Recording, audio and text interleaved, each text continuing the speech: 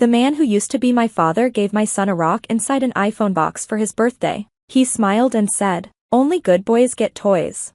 Everyone laughed, but 30 minutes later, no one was laughing anymore, especially after I said, "Go on, open it, buddy." Dad pushed the white apple box across the table to my son, Max. The room went quiet like something magical was about to happen. Max looked excited. His little hands shook as he unwrapped the box. "Is it really an iPhone?" he whispered. "Open it and see," Dad said, smirking at me. I should have known. Max opened the box and froze. Inside wasn't a phone, just a dirty rock. A plain, ugly rock. Max stared at it, confused. "Is this a joke?" he asked. Dad leaned back in his chair, laughing loudly. "Well," he said, "only good boys get toys, isn't that right, Max?" The room was quiet for a moment, then everyone laughed. My sister laughed until she cried. My brother-in-law snorted into his drink. Even my mom chuckled. But I didn't laugh. Max didn't either. He just stared at the rock. His face got red. His shoulders dropped. He pushed the box away and looked at me, biting his lip. I knew that look. It was the same one I had when I was his age, when Dad used to do the same things to me. "Oh, come on," Dad said, waving it off. "It's just a joke." "Yeah," my sister added, nudging Max. "It's not your real present." But I knew the truth. There was no real present. This was the present, a rock in a box and a joke at a kid's expense. "Wow," I said, "you really outdid yourself." Dad shrugged. "Maybe next year he'll show some respect, then we'll talk about an iPhone." That was the moment something inside me changed. I looked at Max again. His head was down, his eyes were wet, and I felt something heavy and hot rising inside me. No more. I looked at everyone, my father, my laughing relatives, people who thought this was entertainment. They didn't know what was coming, but they would. And 30 minutes later, the room was silent. I wish I could say this was new, that Dad acting this way was a surprise. But no, this was typical. Growing up, he never hit me. His abuse came in sarcasm and shame, dressed up as a tough love. "Your brother's smart," he'd say. "You try, that counts for something." No matter what I did, scholarships, jobs, even building a business, it was never enough. I was always the disappointment. When I had Max, I hoped things would change. They didn't. Dad ignored Max, forgot his birthday. When he did speak to him, it was always mean. "You cuddle him too much," he said once. "I'm raising him not to become you," I thought. So when he handed Max that box with a rock, and laughed at him in front of everyone, I broke. "You know," I said, standing up, "you always pretend to be the strong one, the father, the leader, but really, you're just a coward in a cardigan." The room went quiet. My mom's eyes went wide. My sister choked on her wine. Dad stared at me. "Watch your mouth," he said. "No, you watch yours," I said. "You just embarrassed my son for fun, for control. That's not a joke, that's cruelty." I was joking. "No, you weren't. You've done this your whole life, picking on the younger ones, the ones who trust you." Max was still silent, holding onto his chair. I turned to the room. "You all saw it, and you laughed." Silence again. I smiled, but it wasn't a nice smile. "You want to hear something funny? I actually bought him a real iPhone. It's in the car." I let Dad have his moment. I waited. Gasps filled the room. "Yeah, I thought maybe he'd finally act like a real grandfather." I looked at my sister. "But you laughed, Emily, and you're a therapist. You should know better." Her husband looked confused. My mom tried to calm things down.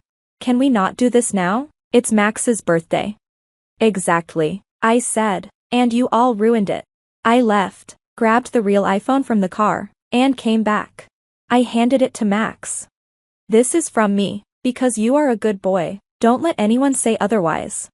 He looked up at me. "Thanks, Dad." His voice cracked, and it almost broke me. Then I turned back to the room. "You had your show, now here's mine." I pulled out an envelope from my pocket and dropped it on the table. "What's that?" Dad asked. "It's the new power of attorney forms. You're not on them anymore." What? I'm done. The house you co-signed, the college accounts you were managing, it's all over. You're out. You can't. I can, and I did. My sister's husband turned to her. What accounts? Her face went pale.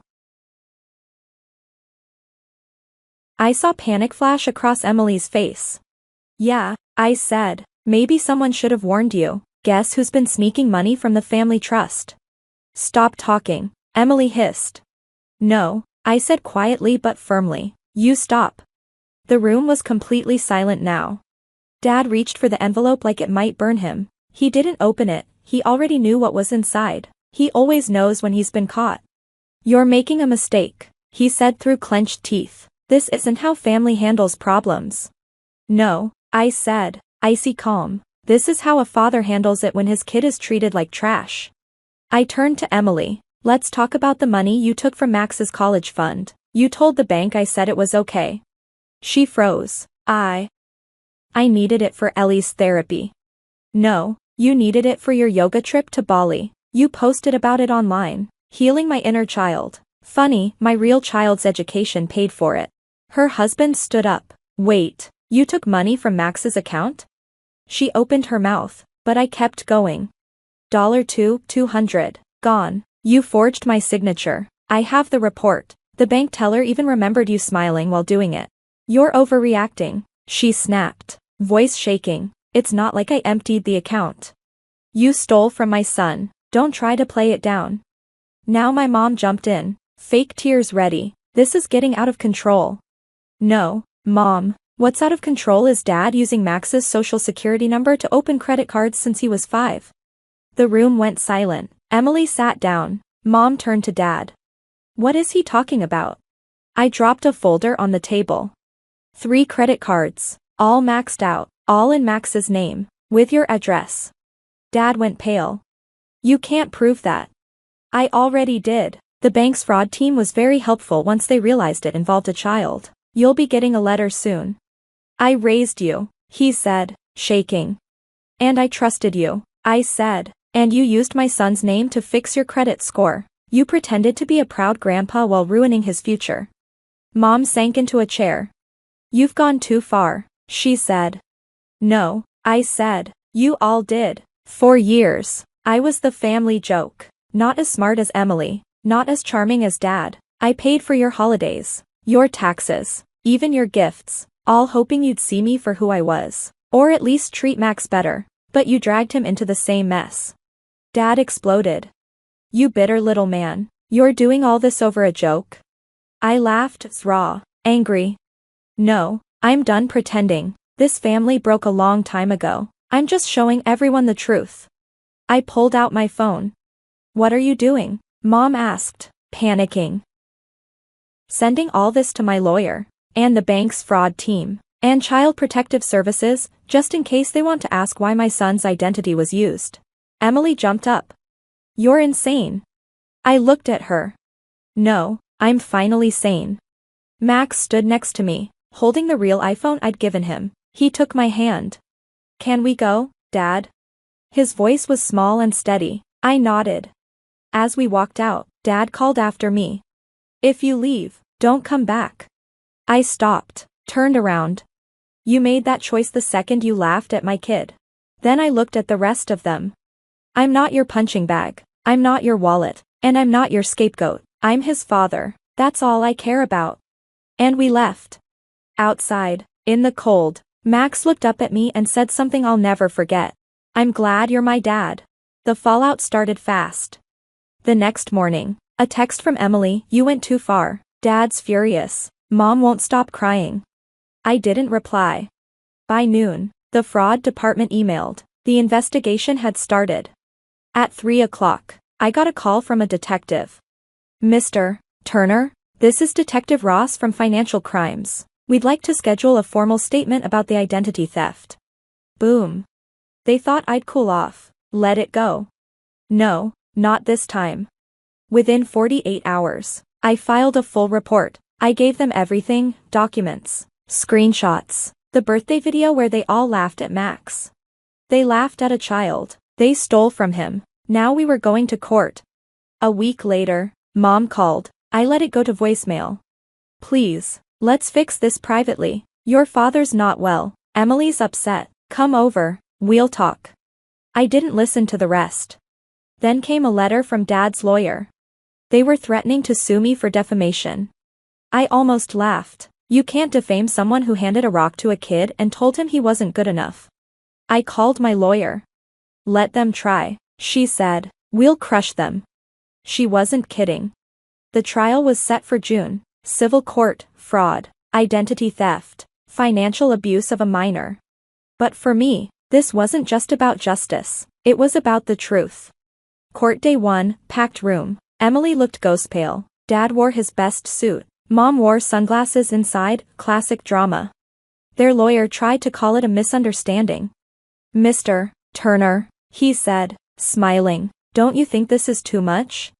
I leaned in, steady. My son's name and future were used like a joke. Yeah, it's too much. That's why I'm here. The judge nodded. Let's begin. And we did. Day 2, financial records. Day 3, bank teller testimony. Day 4, security footage of Emily signing my name at the bank. She claimed I gave verbal permission. I had proof she lied. She crumbled on the stand. Then it was Dad's turn. They asked, did you open credit cards in your grandson's name? He hesitated. I don't remember. Wrong answer. The bank already confirmed it was his number used for verification. His signature matched. Game over. I played the final piece of evidence, a voicemail from my dad, recorded just 3 weeks earlier. It's just some credit cards, his voice said. He's a kid. He's not going to use the credit. What's the big deal? The courtroom went totally silent. Even my mom looked like she wished she could disappear. The judge gave the final ruling. Emily had to pay back the $2,200 she took from Max's college fund, plus a fine. Dad was fined too and put under investigation, not just for identity theft, but for elder fraud. The judge said the case should be sent to the district attorney. I was awarded $25,000 in damages. Most importantly, Max's credit was now locked and safe. The truth about my family was finally out in the open. As we walked out of the courthouse, Emily ran after me. You've destroyed this family, she said, angry. Do you even know what you've done? I looked at her calmly. No, you destroyed it. I just uncovered the mess. She didn't say anything, just stood there, shocked. Max looked up at me. Are we done now, Dad? Almost, I said. Just one last thing. That night, we went to the Apple store. I let Max pick out his own AirPods and a case. As we left, he whispered, it's not about the stuff.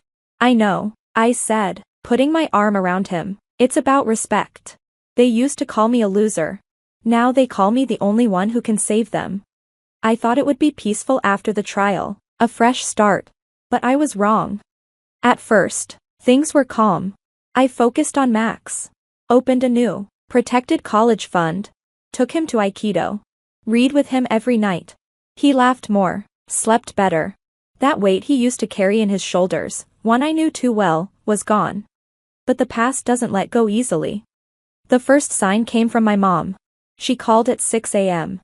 Your dad's in the hospital, she said. Heart attack. He needs surgery. We can't afford it. The court took too much. He's asking for you. For Max. He regrets it, she said. Please just come see him. I hung up, and I didn't go. A week later, I got a letter from my aunt, one of the few family members who stayed out of everything. Inside was a newspaper clipping. Councilman Richard Turner hospitalized. Family struggles after legal issues. There was a GoFundMe link. Goal, $40,000. Raised, $3,200. Top comment, hope the son forgives him. Emily had donated $10. Her message, I hope he gets a second chance. As a father, as a grandfather. It was pathetic. A few days later, another call. Unknown number. It was my dad. I wasn't planning to answer, but something made me do it. Hey, son, he said. His voice was weak. I can't sleep. I think about what I did to Max. The rock. The look in his eyes. I thought it was funny, but it was cruel. Like I've always been. Long pause. I don't deserve forgiveness, but if you ever came by, I know it's not completely over, that maybe there's still hope. I answered him quietly. Max made a custom phone case. It says, "Only good boys get toys." That's clever, he said. I asked what it meant. He said it means bad grandpas don't get grandsons anymore. Then I hung up. I didn't call back. A week later, I found myself near the old strip mall where the birthday joke had happened. And I saw them. My family. Dad in a wheelchair. Mom beside him. Emily passing out flyers. "Help Richard Turner, family matters most." I watched from across the parking lot. Emily saw me, her face lit up. She ran over. "You came. I knew you weren't as cold as you seemed." I didn't say anything. "We were wrong, but we're still family." "No," I said. "We were a group where love came with strings, and money was everything. Now the thing you worshipped, status, power, is gone." "This isn't about money," she said. "Then why does your flyer have a QR code instead of an apology?" She flinched. I walked back to my car. Max was sitting in the passenger seat, watching. When Emily saw him, she waved. Max didn't wave back. Didn't even blink. He looked at her like she was a stranger. That's when I realized he learned faster than I ever did. We drove away. In the mirror, I saw my dad trying to stand, his hand stretched out like he could pull me back in time. But we were already gone. That night, Max and I sat in our little living room with popcorn and a movie. "Do you miss them?" I asked. He paused. "I miss who they could have been," he said, "but I'm glad I have you." My throat tightened. He leaned on my shoulder. I put my arm around him. And for the first time ever, I wasn't the failure. I wasn't the loser. I wasn't the one holding everything together for nothing. I was the dad who showed up. The one who said enough. The one who broke the cycle. I didn't lose a family. I built a better one.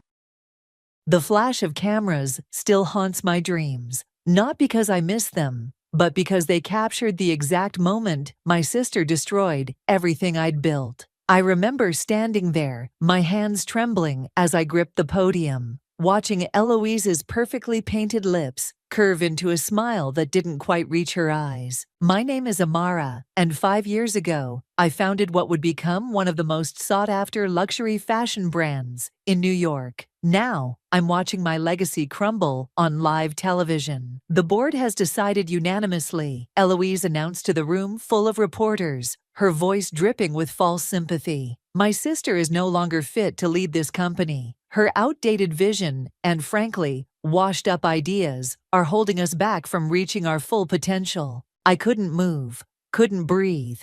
The same sister I'd raised after our parents died, the one I'd pushed into the spotlight because she had that special something, that magnetic presence I knew would take our brand to new heights, was now orchestrating my downfall. "Amara," Milena whispered, grabbing my arm. "We need to leave, now." My best friend since childhood tried to pull me toward the exit, but I stood frozen. A reporter's voice cut through the chaos. "Eloise, are you saying your sister, the original founder, is being removed from her own company?" "Sometimes," Eloise paused, making eye contact with me. "We must make difficult decisions for the greater good.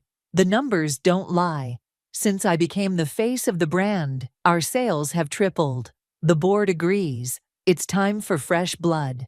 Fresh blood. As if I were some aging matriarch refusing to step aside. I was 35 for God's sake. "This is ridiculous." I finally found my voice, stepping forward. "Eloise, what are you doing?" She turned to me, her expression a masterpiece of practiced concern. "Oh, sis, I knew you'd take this poorly, but let's not make a scene." "A scene?" I laughed, the sound hollow. "You're staging a corporate coup, and you're worried about me making a scene." Nathaniel, our lead investor, stepped forward. Just yesterday, we'd been discussing expansion plans over coffee. Now he wouldn't meet my eyes. "The paperwork has already been filed, Amara. Your shares have been diluted." The board vote was unanimous. Unanimous. I scanned the room, finding familiar faces, suddenly very interested in their shoes. I wasn't even notified of a vote.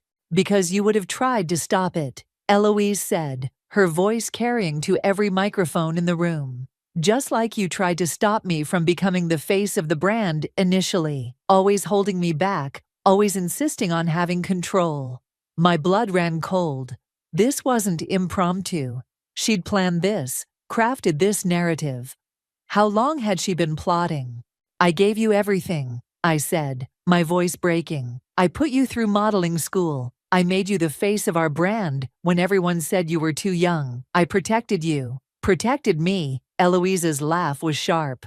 You mean controlled me, used me. But now, she gestured to the room. Now I'm free. And honestly, sis, you're just a washed-up failure who can't accept that times have changed. The room fell silent. In that moment, I saw not my baby sister, but a stranger wearing her face. Milena tugged my arm again. Come on, Amara, let's go.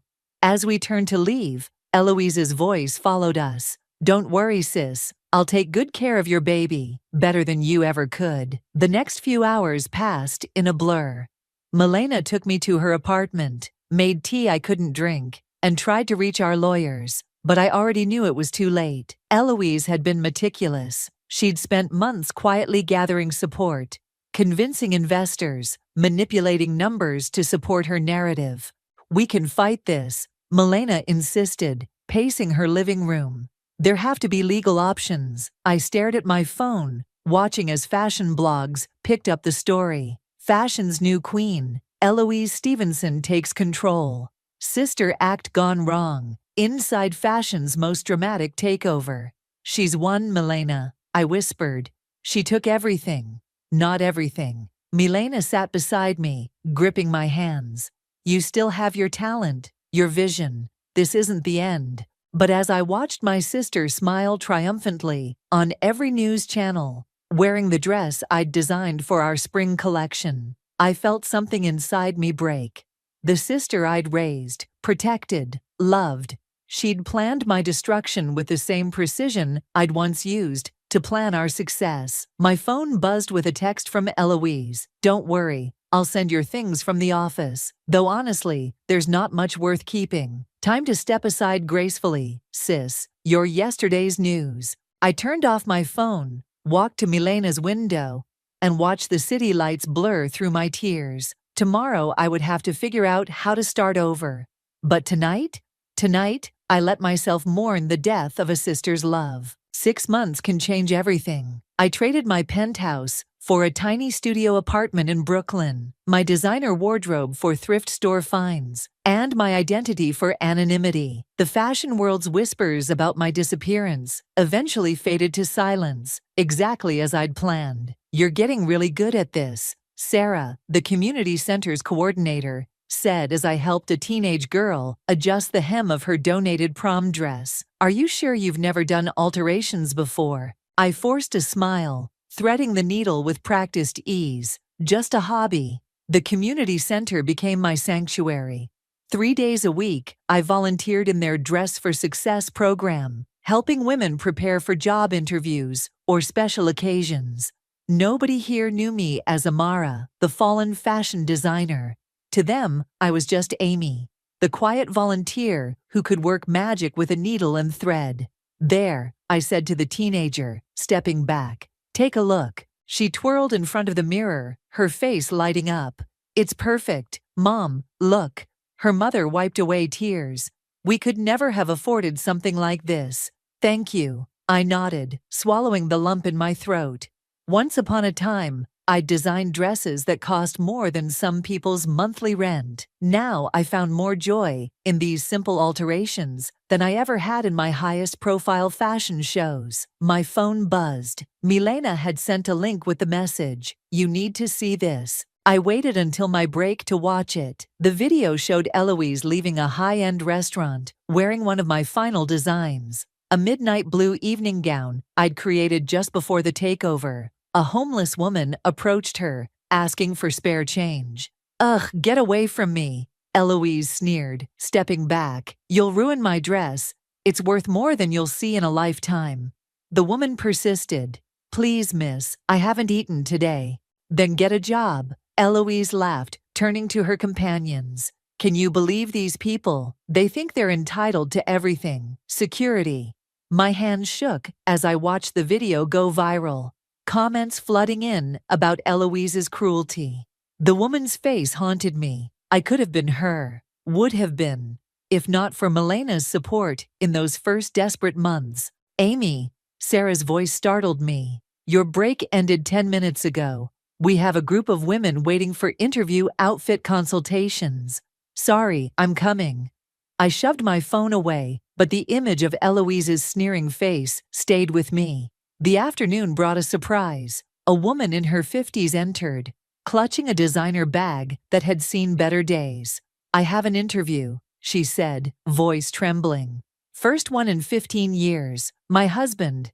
He left us with nothing. I recognized the haunted look in her eyes. Let's find you something perfect. As I helped her try on blazers, she spoke softly. I used to wear Stevenson designs, you know, before the divorce. Now I can barely afford groceries. My hands froze on the blazer buttons. The younger sister runs it now, right? She continued. I saw that horrible video today. Makes me ashamed I ever supported the brand. Here, I said quickly, handing her a classic black blazer. This one brings out your confidence. She studied herself in the mirror.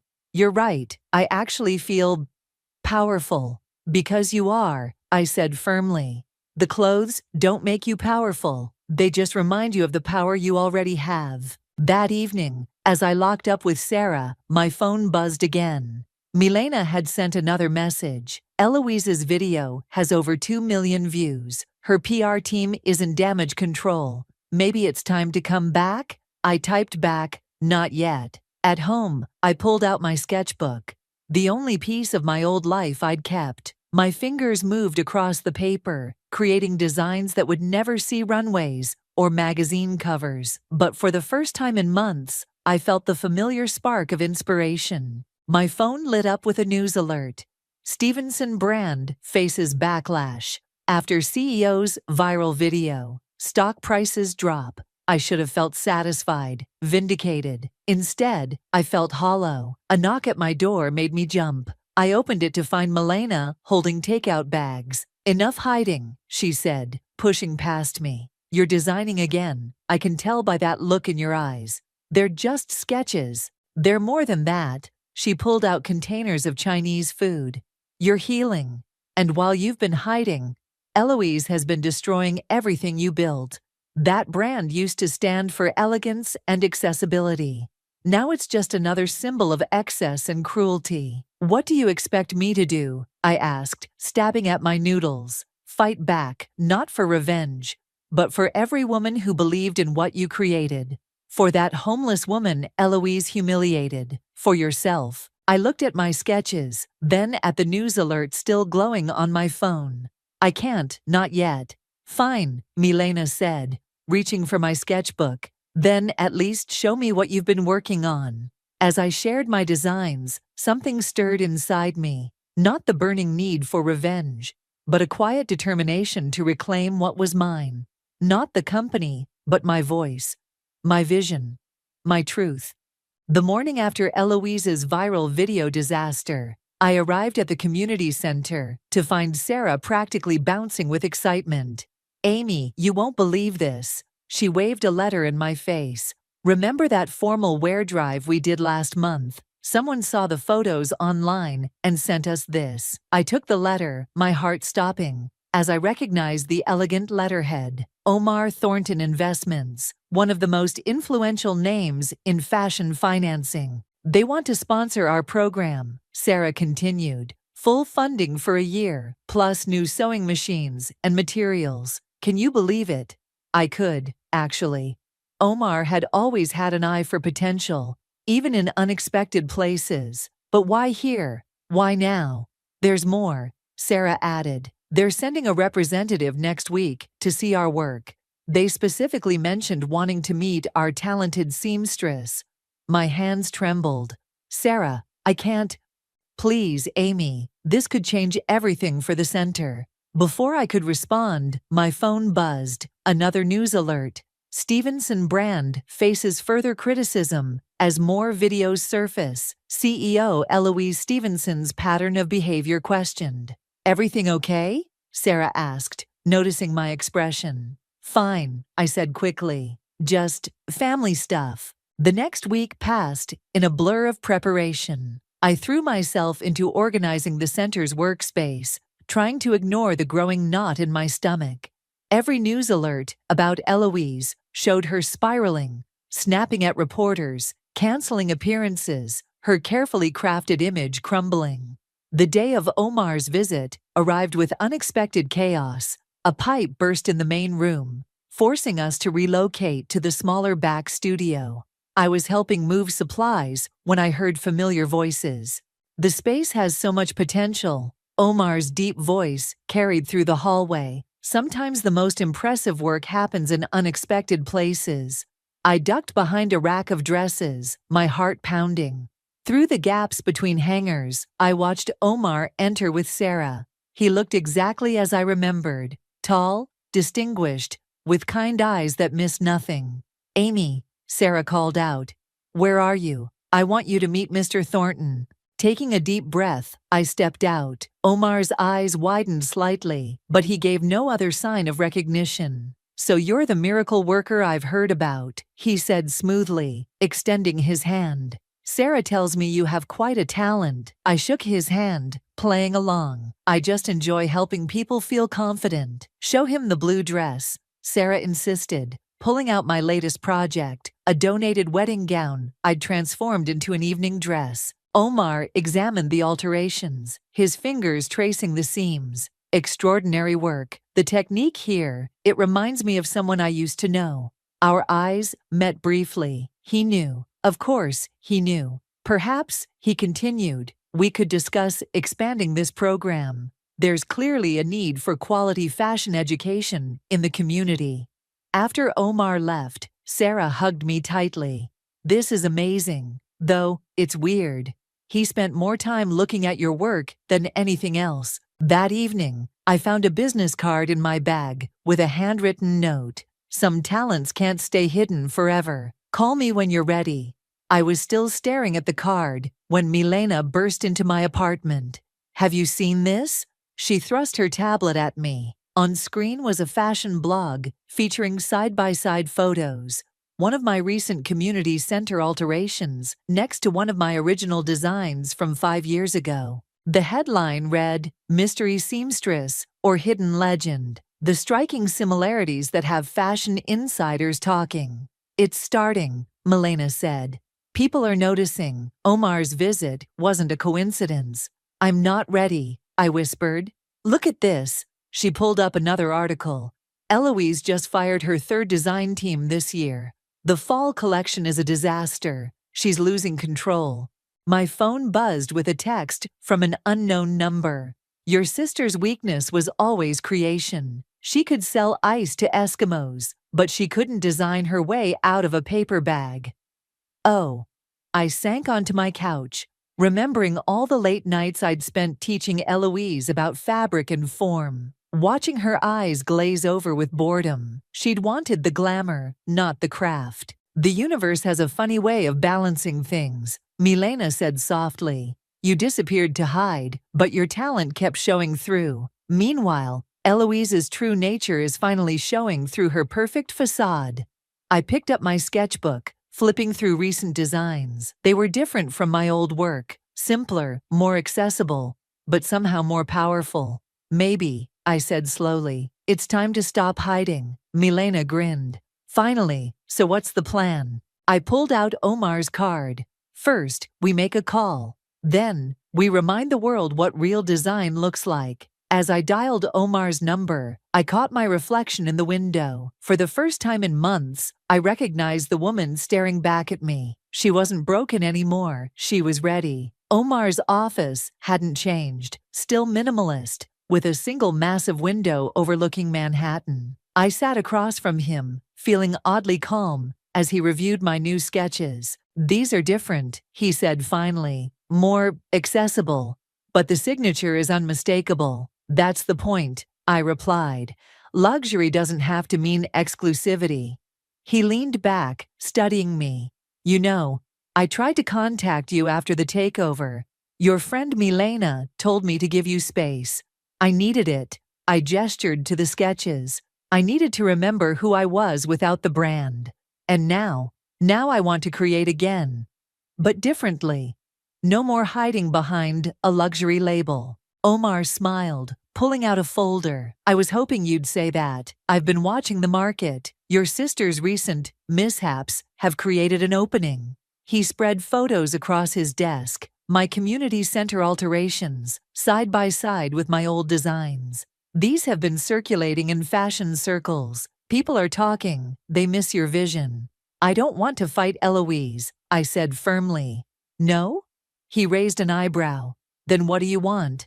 Before I could answer, his office door burst open. A young man with a messenger bag rushed in, then stopped short when he saw me. Mr. Thornton, I'm so sorry, he stammered. Your assistant said you were free.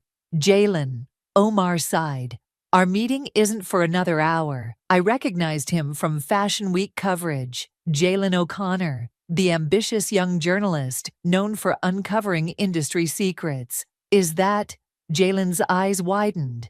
You're Amara Stevenson. No comment, I said automatically. Please, he stepped forward. I've been trying to find you for months. The real story behind your departure needs to be told. Omar held up a hand. Jalen, this isn't the time. But the public deserves to know how Eloise.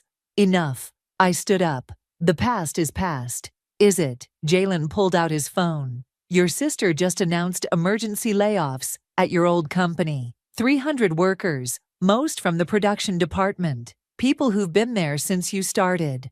My stomach dropped. Those were my people. The seamstresses, pattern makers, quality control specialists I'd personally hired. She's destroying everything you built, Jalen continued. Not just the brand, but the lives of everyone who helped create it. Omar shot him a warning look, but I held up my hand. No, he's right. I've been so focused on avoiding confrontation that I forgot about the people who believed in my vision. I turned to Omar. You said there's an opening in the market. What exactly did you have in mind? He smiled, pulling out another folder. How do you feel about launching a new line? Not high-end luxury, but quality fashion for real people. We'll start small, focus on sustainable production, fair wages. With your name attached, Jalen asked eagerly. No, I said firmly, not yet. Let the designs speak for themselves first. Omar nodded. I can have contracts drawn up by tomorrow. Initial funding, production facilities, distribution channels, everything you need. On one condition, I added. We hire as many of Eloise's laid-off workers as we can. Done. Omar extended his hand. Welcome back to the industry. As we shook hands, Jalen cleared his throat. So, about that exclusive interview. Not yet, I said, but smiled. But stay close. There might be a story worth telling soon. Later that evening, I sat with Milena in my tiny apartment, sharing the news over takeout. Look at this, she said, showing me her phone. A new video of Eloise had surfaced, showing her berating a design team. The mighty queen is cracking. I don't want revenge, I said quietly. I want to build something better. Why not both? Milena grinned. The best revenge is success, right? My phone buzzed with a text from Omar. Production space secured. Team interviews start tomorrow. Ready to change the game? I looked at my sketches spread across the coffee table. Designs that combined high-end techniques with practical accessibility. Clothes that could make anyone feel powerful, not just those who could afford four-figure price tags. You know, Milena said, Eloise's fall fashion show is in 6 weeks. Wouldn't it be something if a mysterious new collection launched around the same time? That would be quite a coincidence, I smiled, already sketching new ideas. Coincidences make the best headlines, she winked. My phone buzzed again, Jalen this time. Sources say Eloise is panic hiring her 4th design team this year. The vultures are circling. When you're ready to talk, I'm ready to listen.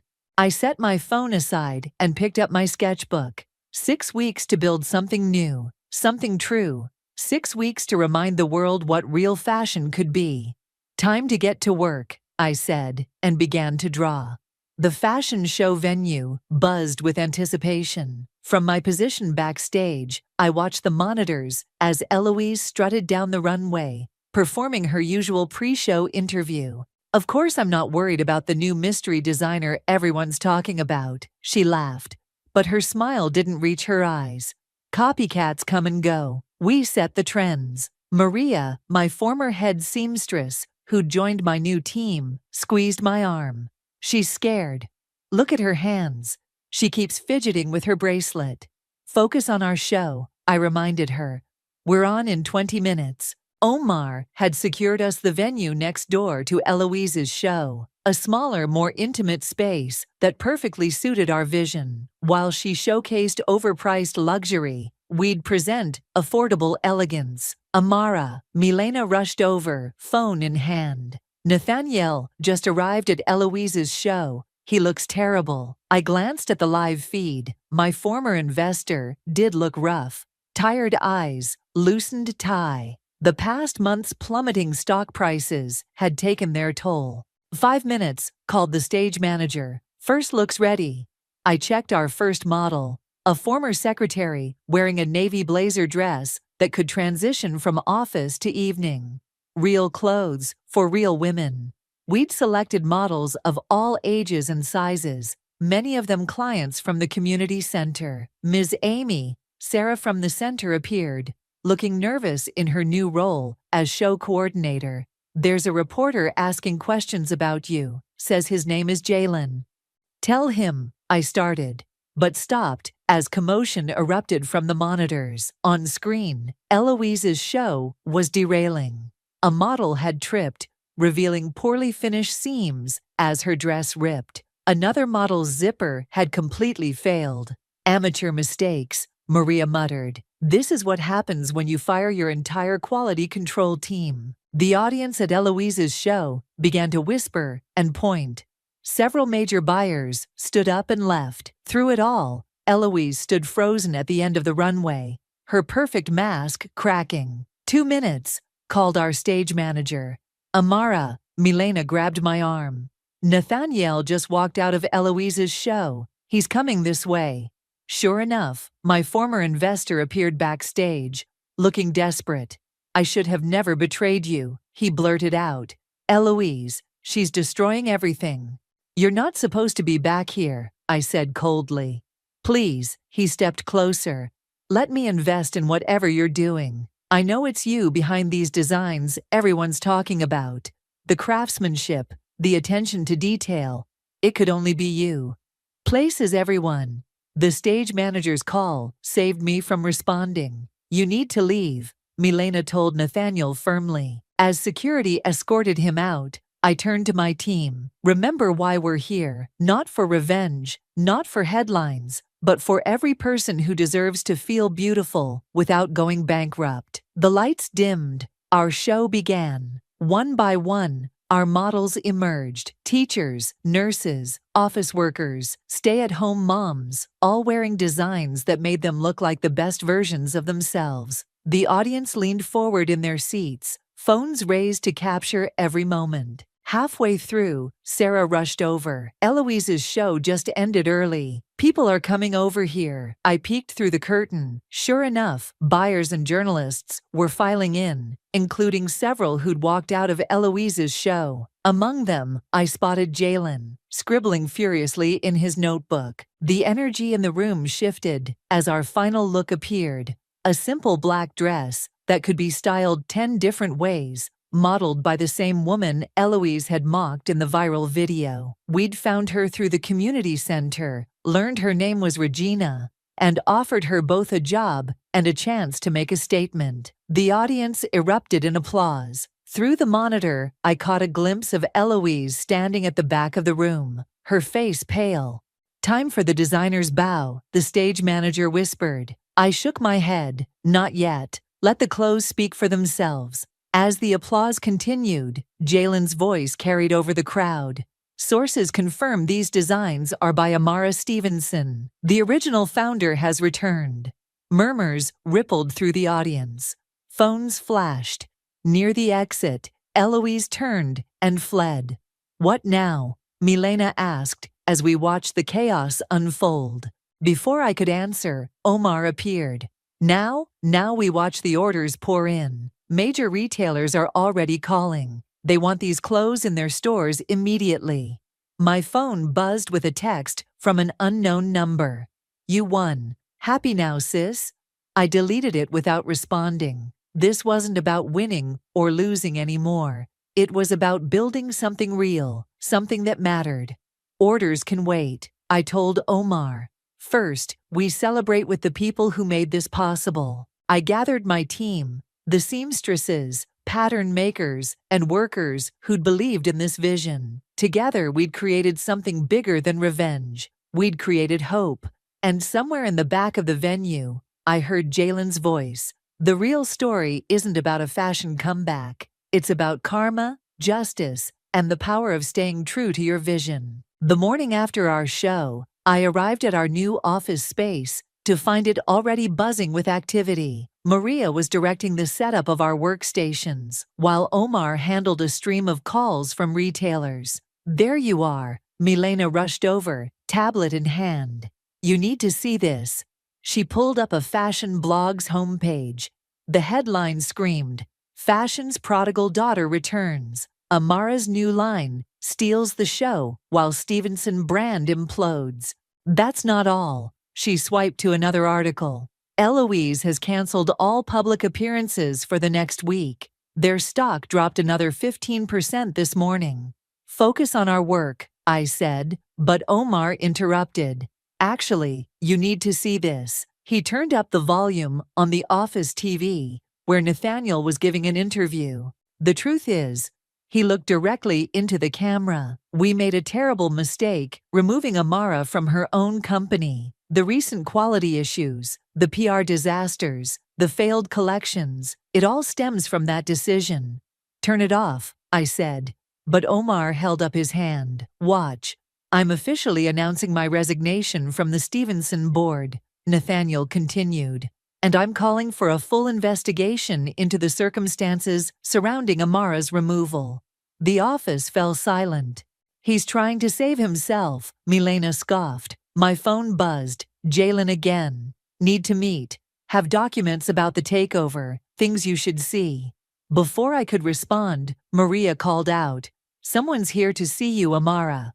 I turned to find Regina, our final model from the show, standing nervously in the doorway. I'm sorry to interrupt, she said, but there's something you should know. After the show last night, Eloise tried to hire me. What? She offered me triple whatever you're paying. Said she needed to fix her image. I told her no, but Regina hesitated. She seemed desperate, unhinged almost. Omar's phone rang. His expression turned serious as he listened. The board is meeting tomorrow, he announced, after hanging up. They're discussing Eloise's position as CEO. That's not our concern, I said firmly, turning to Regina. Let's talk about your role in our marketing campaign. But before we could continue, the office door burst open. Eloise stood there, mascara smeared, her perfect image completely shattered. How dare you, she snarled, stalking toward me. You couldn't just stay gone, could you? Had to come back and ruin everything. Security moved to intercept her, but I held up my hand. Let her speak. Speak? Eloise laughed hysterically. Oh, now you want to hear what I have to say. Where was that attitude when you were controlling every aspect of my life, making me live in your shadow? You were never in my shadow, I said quietly. You were my partner, my sister. Partner? She spat the word. I was your puppet. The pretty face you trotted out when you needed publicity. But guess what? I proved I could run this company better than you. Omar cleared his throat. The numbers suggest otherwise. Stay out of this, Eloise whirled on him. You're just another traitor, all of you are. She gestured wildly at Maria and the other former employees. We left because you destroyed everything good about the company, Maria said firmly. Eloise turned back to me, tears streaming down her face. Fix this. You have to fix this. Tell them you're coming back. We can run it together again. No, I said softly. I'm not coming back. I'm building something new, something better. Then I'll destroy you, she whispered. I'll tell everyone how you abandoned the company, how you… That's enough. Jalen stepped out from behind a partition, his phone recording everything. I think I have all I need for my story. Eloise froze. You set me up. You set yourself up, Milena interjected. Everything you're facing now, it's all your own doing. Security finally stepped forward, gently but firmly, escorting my sister toward the door. She stopped at the threshold, looking back at me with red-rimmed eyes. I hate you, she whispered.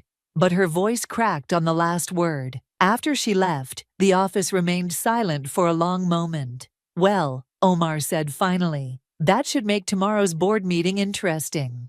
Are you really going to let Jalen publish that? Milena asked. I looked at the journalist, who was reviewing the footage. No names, I said. No direct quotes. Focus on the business story, not the family drama. Jalen nodded slowly. The rise and fall of an empire, and the birth of a new one. I can work with that. I turned to my team, who had witnessed everything. Back to work. We have orders to fill, customers to serve, and a vision to fulfill. As everyone dispersed, Omar touched my arm. You know this isn't over. The board meeting tomorrow.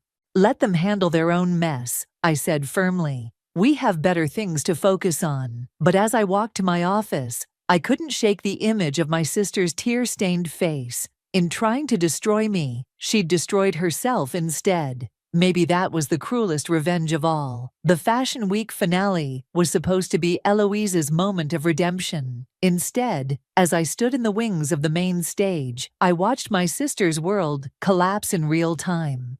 The board has made its decision, Nathaniel announced to the packed auditorium. Effective immediately, Eloise Stevenson is stepping down as CEO. Camera flashes exploded. Eloise, standing at the podium, gripped its edges until her knuckles turned white. Don't do this, she whispered into the microphone, not realizing it was still live. Please. Additionally, Nathaniel continued, we're announcing a complete restructuring of the company's creative direction. Milena appeared at my side. You should be out there. No, I shook my head. This isn't my moment, but fate had other plans. Eloise's eyes found me in the wings, and suddenly she was pointing, her voice rising hysterically. There she is, the puppet master herself. Come on out, sister dear. Show everyone how you orchestrated my downfall. Security moved forward, but Eloise was already storming toward me. The cameras followed, live streaming every moment to the fashion world. Eloise, I said quietly, don't do this. Don't do what? She laughed, the sound brittle. Tell the truth, how you couldn't stand seeing me succeed, how you sent your little spies to sabotage me. You sabotaged yourself, Milena snapped, but I held up my hand. No one sabotaged you, Eloise. You had everything. Talent, opportunity, support. But it wasn't enough, was it? Enough? Her voice cracked. I had nothing. Just a sister who controlled every aspect of my life, who made me feel small, who… I taught you everything I knew. The words burst out before I could stop them. I showed you every technique, every trade secret. I wanted you to succeed. Liar. But there were tears in her eyes now. You wanted a pretty face to hide behind, someone to parade in front of cameras while you played puppet master. The audience was dead silent. Hundreds of phones recording our confrontation. Is that what you really believe? I stepped closer. That I put you through modeling school, made you the face of our brand, gave you half my company because I wanted to control you? Why else? She whispered. Because you're my sister. Because after our parents died, I promised I'd give you every opportunity I could. Because I loved you. The past tense hung heavy in the air. Loved. Her voice was small now.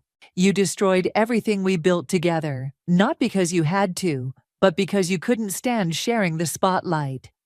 She swayed slightly. I didn't mean. Yes, you did. I kept my voice gentle. You meant every word when you called me a washed-up failure, every action when you turned our investors against me. every moment when you destroyed the lives of people who depended on us. Tears were flowing freely down her face now. The mighty queen of fashion, reduced to a scared little girl. I just wanted, she choked out, to be seen, I finished. I know, but you were always seen, Eloise. You just couldn't see it yourself. She crumpled then, right there on stage. I caught her before she hit the ground, and suddenly we were both crying. Years of pain and betrayal, pouring out in front of hundreds of witnesses. I'm sorry, she sobbed into my shoulder. I'm so sorry, I ruined everything. The cameras kept rolling as I held my sister, remembering the little girl who used to crawl into my bed during thunderstorms, who wore my designs before anyone else would look at them, who once believed I hung the moon. Not everything, I said softly. Some things can be rebuilt. Nathaniel cleared his throat awkwardly. Perhaps we should continue this in private. But Eloise straightened up, wiping her eyes. No, everyone wanted a show, right? Well, here's your headline. I screwed up. I let jealousy and insecurity destroy the best thing in my life, my sister's trust. The room erupted in camera flashes and shouted questions. What happens now? Will you two work together again? Is this the end of the Stevenson brand? I looked at my sister, really looked at her, and saw both the woman she'd become and the girl she'd been. The brand isn't what matters, I said, into the nearest microphone. What matters is what we do next, all of us. I gestured to the audience, filled with industry players who'd watched our rise and fall. Fashion isn't about destruction or competition. It's about creation, about making people feel seen, feel worthy, feel beautiful. I lost sight of that once. So did my sister, but maybe. I turned to Eloise, extending my hand. Maybe it's time we both remembered why we started this journey in the first place. She stared at my hand for a long moment before taking it. Together, she whispered. No, I said firmly. Side by side, as equals, on our own paths. The cameras flashed again, capturing the moment two sisters began the long journey back to each other. Not as rivals, not as partners, but as something new entirely, something real. The community center buzzed with activity as I helped Regina adjust her blazer before her first day as our new marketing director.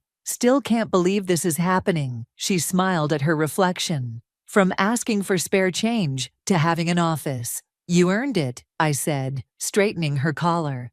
Your story helped shape our entire brand message. The center had transformed into a hybrid space, part training facility, part design studio. Through the windows, I could see students arriving for today's fashion business workshop.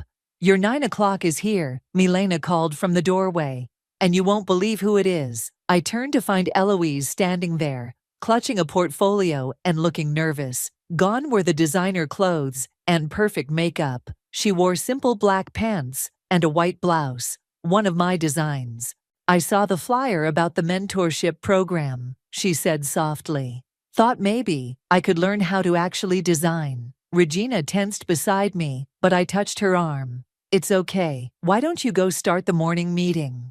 After Regina left, Eloise stepped forward.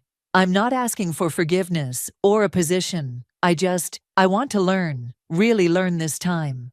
Take a seat, I gestured to the workstation. Show me what you've got. Her sketches were rough, but showed promise. More importantly, they showed humanity. Designs for real people, not magazine covers. I've been volunteering at a women's shelter, she explained, pointing to a simple dress design, teaching basic sewing. It made me realize how little I actually knew about construction. That's a good place to start, I nodded, understanding the basics. Omar appeared in the doorway, then stopped short, seeing Eloise. Should I come back? No, I waved him in. How are the expansion plans? 3 new training centers opening next month, he grinned. And the waiting list for the apprenticeship program keeps growing. Eloise watched our interaction with a mixture of sadness and curiosity. You've built something amazing here. We all did, I corrected her. Even you. Me? I nearly destroyed everything. And in doing so, you forced me to build something better. I picked up one of her sketches, Sometimes we need to lose everything to find what really matters. The door burst open, and Jalen rushed in, waving his tablet. The article just dropped. Fashion Weekly's cover story. The revolution of accessible luxury. How Amara changed the industry. I thought we agreed no personal profiles. I frowned. It's not about you, he insisted. It's about this. He gestured around the center. The training programs, the sustainable practices, the community impact. You're changing how fashion works. We're changing it, I corrected him, looking at my sister. All of us. Eloise wiped away a tear. I don't deserve to be part of this. Maybe not, I agreed, but that's not the point. The point is doing the work, making things right. Are you ready to do that? She nodded, pulling out more sketches. I've been thinking about a line for the shelter residents, professional wear for job interviews, but with adjustable features so it can be shared between women. As she talked, I saw glimpses of the sister I used to know. Passionate, caring, before ambition twisted her. Maria poked her head in. Sorry to interrupt, but the first class is waiting. Coming, I stood, then turned to Eloise. Want to sit in, learn how we do things here? She looked surprised. Really? Really, but understand. You start at the beginning. No shortcuts. No shortcuts, she agreed, gathering her sketches. We walked into the classroom together, where 20 aspiring designers waited. Through the windows, I could see the city skyline. The same view I'd had from my old office, but somehow clearer now. Welcome to Design Fundamentals. I addressed the class. I'm Amara, and this is my sister Eloise. Today, we're going to talk about something more important than fashion.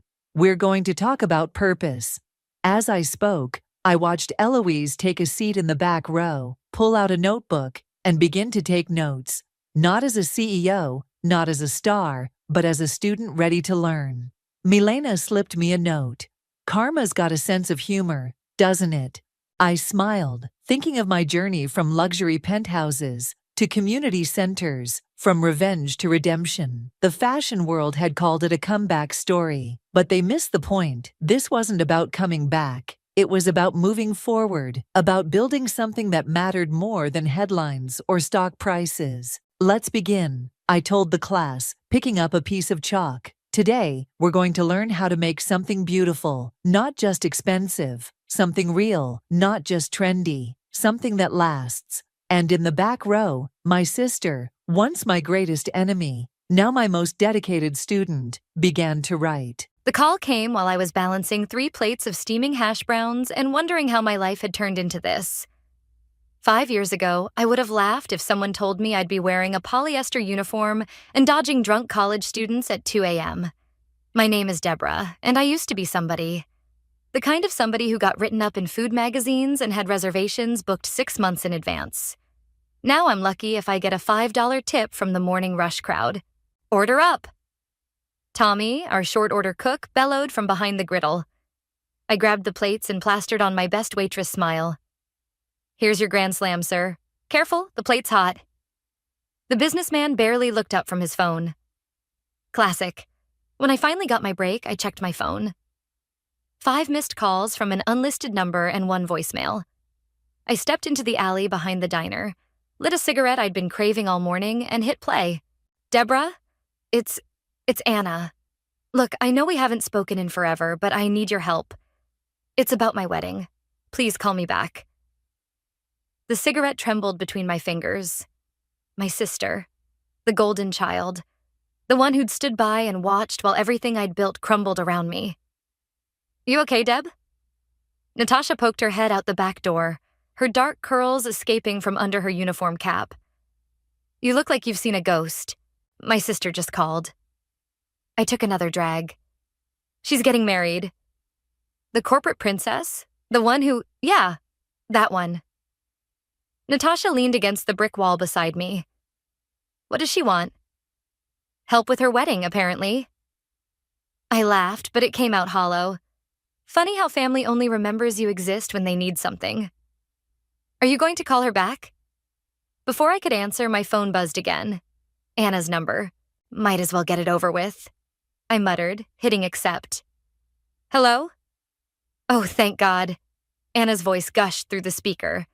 I've been trying to reach you all morning. I work for a living, Anna. Some of us don't have the luxury of answering personal calls during business hours. There was a pause. Right, sorry. Listen, I need to talk to you about something important. Can we meet? I'm working. When do you get off? I glanced at Natasha, who was pretending not to eavesdrop. 4. Perfect. I'll come to— where is it you work now? Sunny Side Up Diner, corner of 5th and Main. Oh. The disdain in her voice was unmistakable. Well, I'll see you at 4 then. The line went dead. Natasha raised an eyebrow. Well? She's coming here, today. I crushed my cigarette under my shoe. To my humble establishment. Want me to accidentally spill coffee on her designer outfit? That made me smile. Thanks, but I better handle this myself. The rest of my shift crawled by. Every time the bell above the door chimed, my stomach clenched, expecting to see Anna's perfectly coiffed head appear. At 3:55, it finally happened. She walked in like she was entering a crime scene, clutching her Prada bag close as if someone might snatch it. Her eyes scanned the worn vinyl booths and scratched Formica tables before landing on me. Deborah. She attempted a smile. You look healthy. Thanks, you look expensive. I gestured to an empty booth. Have a seat. Coffee? God, no. Do you have any green tea? We have Lipton. She winced. Water is fine. I brought her water and slid into the booth across from her. Up close, I could see the strain around her eyes, the slight tremor in her manicured hands as she arranged the sugar packets in perfect rows. So, I said, you're getting married. Yes, to Connor. He's wonderful, CEO of his own tech startup. The wedding's in 6 weeks. Congratulations, but I'm still not clear on why you're here. Anna took a deep breath. Our caterer just backed out. Something about a family emergency in Europe. And I need someone who understands food. Someone who can create something spectacular on short notice. I stared at her. Are you serious? I know it's asking a lot. Asking a lot? I leaned forward. You haven't spoken to me in 3 years, Anna. Not since Earl took everything and you sided with him. Now you want my help? I didn't side with anyone, she hissed, glancing around the diner. I just didn't want to get involved. Right, because that's what family does. Stays neutral while watching their sister lose everything she's worked for. Anna's face crumpled slightly. Please, Deborah, I'm desperate. The guest list includes half the tech industry's elite. I can't serve them rubber chicken and frozen vegetables. I sat back, studying my sister's face. Something clicked in my mind. A possibility so delicious it made me smile. You know what? I'll help you. Her eyes lit up. Really? On one condition. I leaned in close. Nobody can know it's me. As far as anyone's concerned, I'm just part of the catering staff. Deal? Anna nodded eagerly, relief flooding her features. If she'd known me better, she might have wondered why I gave in so easily. But then again, my sister never was very good at reading people. That's what made this perfect. You want me to what? Natasha nearly dropped the coffee pot she was refilling. It was the morning after Anna's visit, and I'd just shared my plan. Help me cater my sister's wedding. Under the radar. I wiped down the counter, avoiding her incredulous stare. The pay is good.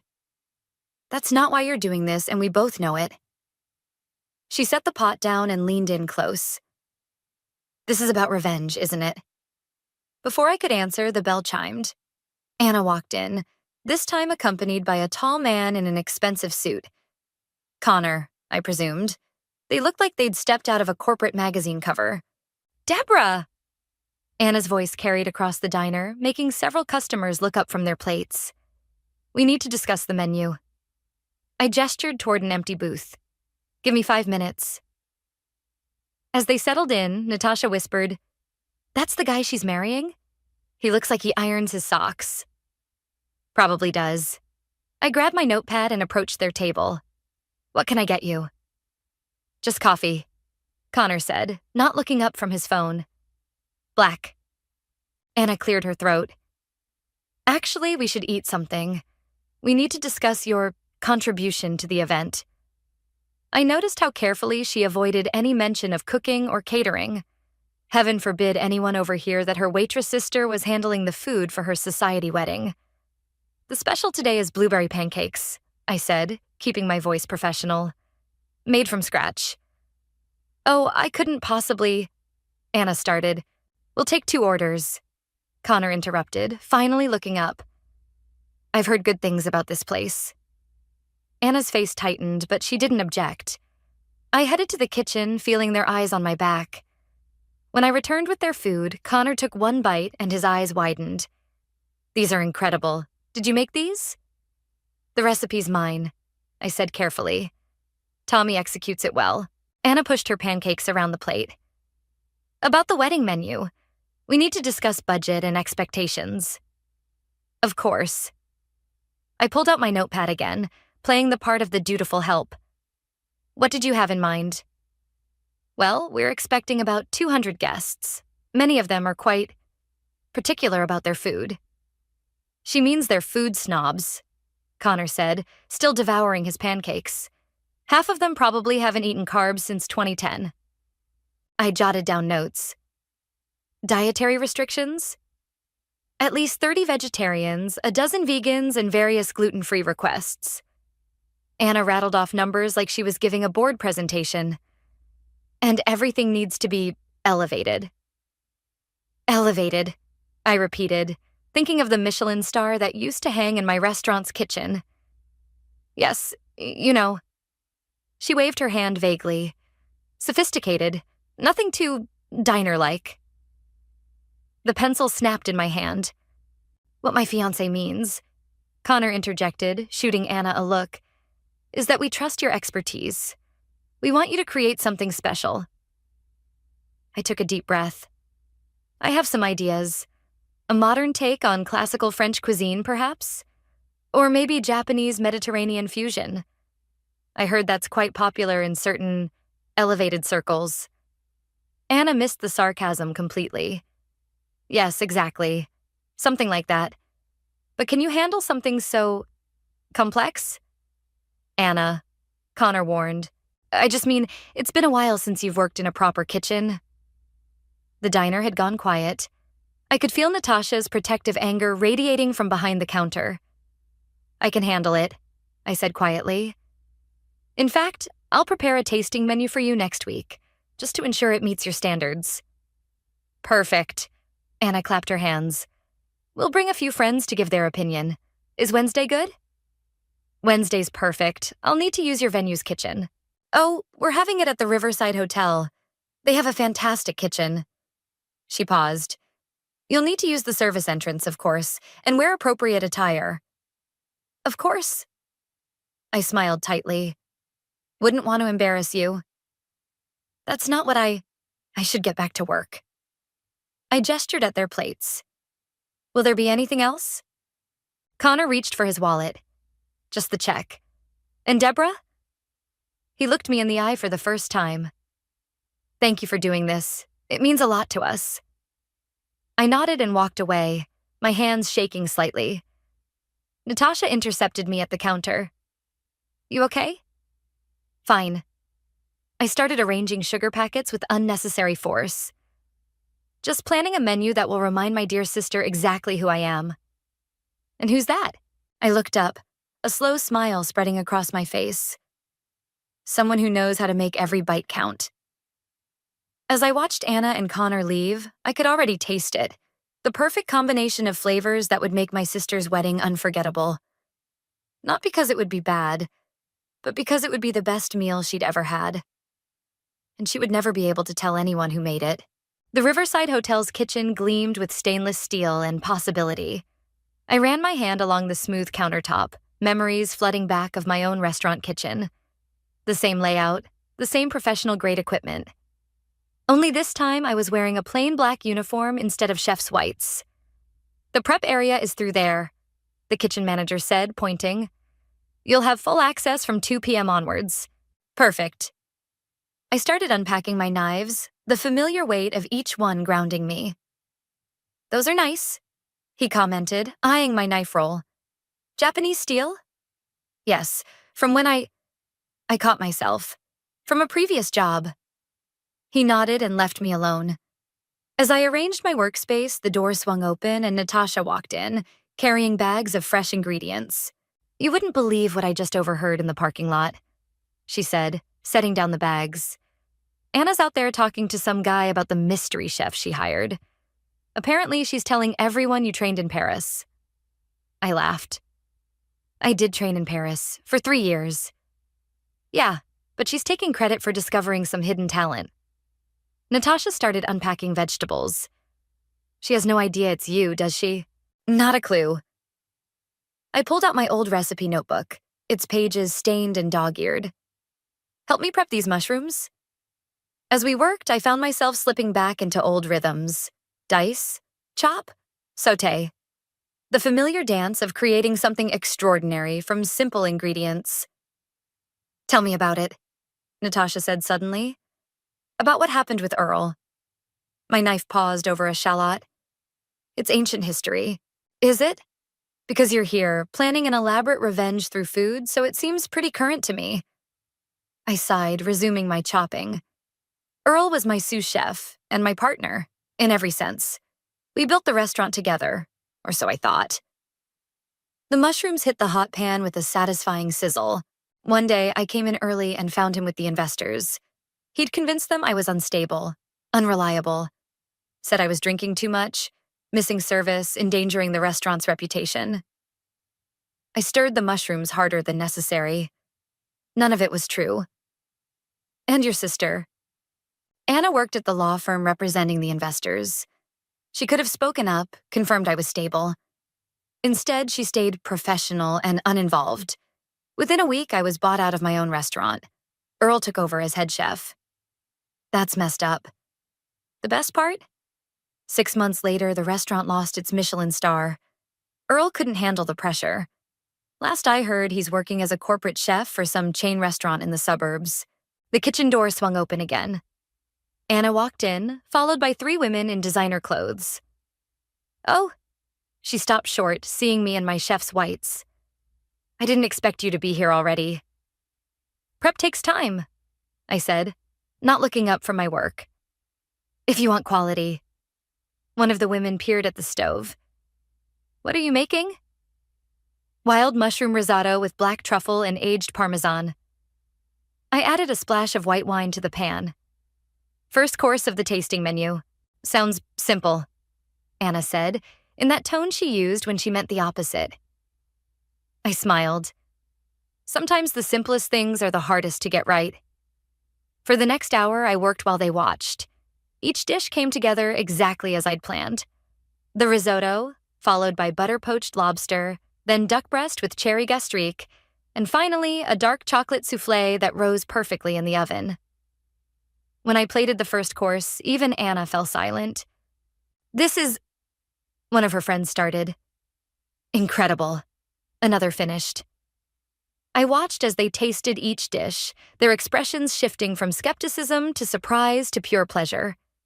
Anna kept glancing at me, confusion evident in her eyes. Where did you learn to cook like this? She asked finally. Around, I said vaguely, cleaning my station. You pick things up. Well, one of the women said, scraping her plate clean. Whoever trained you deserves a medal. This is better than what we had at Le Bernardin last month. I turned away to hide my smile, remembering the week I'd staged there years ago. So we're agreed? Anna asked her friends. This is perfect for the wedding? They nodded enthusiastically. As they prepared to leave, I heard one whisper to Anna. Where did you find her? She's amazing. Oh, you know, Anna replied airily. I have connections in the industry. After they left, Natasha helped me clean up. That was quite a show. Just warming up. I carefully wrapped my knives. The wedding menu will be even better. You're really going to do this? Let her take credit for finding some amazing unknown chef? I looked around the kitchen at the remains of the meal I'd created. A meal that had momentarily rendered my sister speechless. Sometimes, I said, revenge tastes better when served with a perfect soufflé. 3 weeks before the wedding, I was deep in menu planning when I overheard something that made my blood run cold. "Earl's consulting on the menu?" a server was saying to another as they passed through the hotel kitchen. I thought they already had a chef. I nearly dropped the whisk I was holding. Natasha, who was helping me test recipes, grabbed my arm. Did they just say, Earl? The name tasted bitter in my mouth. Anna hired Earl to consult. As if summoned by his name, the kitchen door swung open, and there he stood. Earl hadn't changed much. Same carefully styled hair, same expensive chef's coat with his name embroidered on the breast. He stopped short when he saw me. "Deborah?" His face went pale. "What are you doing here?" "I work here." I continued whisking my sauce, proud that my hands weren't shaking. "The question is, what are you doing here?" "I'm consulting on the Bradley Owens wedding." He glanced around nervously. "Anna hired me to oversee the menu." "Did she now?" I set down my whisk carefully. "Interesting, considering I'm creating the menu." "You?" He laughed, but it sounded forced. "You're working as a caterer now?" "Better than working at Applebee's," I shot back, watching his face redden. "How is corporate cooking treating you?" Before he could respond, Connor walked in. "Earl, there you are. I see you've met our chef." "We've met," I said quietly. Connor looked between us, confusion crossing his face. "You know each other?" "You could say that," Earl muttered. "Earl and I used to work together," I said, my voice steady, "at my restaurant." Understanding dawned on Connor's face. "Wait, you're that Deborah? The one who owned—" "Don't," Earl cut in sharply. "That's ancient history." "Ancient history that cost me everything," I said, turning back to my sauce. "Including my Michelin star." Connor's expression changed. "Earl, can we talk outside?" They left, leaving me alone with Natasha, who had witnessed the whole exchange in uncharacteristic silence. "You okay?" she asked finally. "No." I grabbed a spoon and tasted my sauce. "Needs more acid." The kitchen door opened again, this time admitting Anna, who looked flustered. "Deborah, we need to talk. About how you hired my ex-partner to consult on the menu?" I added a splash of vinegar to the sauce. "The same ex-partner who destroyed my career?" "I didn't know you were the chef," Anna protested. "You insisted on staying anonymous." "And that makes it better?" The spoon clattered against the counter. "Of all the consultants in the city, you had to hire Earl? He has a good reputation. Because he stole it from me." My voice echoed off the steel surfaces. "He stole everything from me, and you helped him do it." Anna stepped back. "That's not fair. I didn't take sides." "That was taking sides," I advanced on her. "When someone hurts your family and you do nothing, you're choosing the person doing the hurting." The kitchen fell silent, except for the gentle bubbling of my sauce. "I'm sorry," Anna said finally. "I really am. But this wedding is important. I need it to be perfect." "And you don't think I can deliver perfect without Earl's supervision?" "That's not what I— Here." I grabbed a clean spoon and dipped it in the sauce. "Taste this." She hesitated, then took the spoon. Her eyes widened as she tasted it. "This is sauce vin jaune," I said. "The same sauce that earned me my first Michelin star. The same sauce Earl could never quite master." Anna stared at the pot. "You really made this?" "I really made this. Just like I'll make every single dish at your wedding perfect. Not because Earl is supervising, but because that's who I am. That's who I've always been." The door opened again and Connor entered. "Earl's gone. I fired him." Anna spun around. "You what?" "I did some research, called some people in the industry." He looked at me. "What happened to you was wrong. I won't have him anywhere near our wedding." I felt something shift in my chest. Not forgiveness exactly, but something close to vindication. "Thank you," I said quietly. "Don't thank me." He picked up a spoon and dipped it in my sauce. "Just keep cooking like this." After they left, Natasha bumped my shoulder. So much for staying anonymous. Connor knows, but Anna still doesn't know I'm her sister's mystery chef. I turned back to my stove.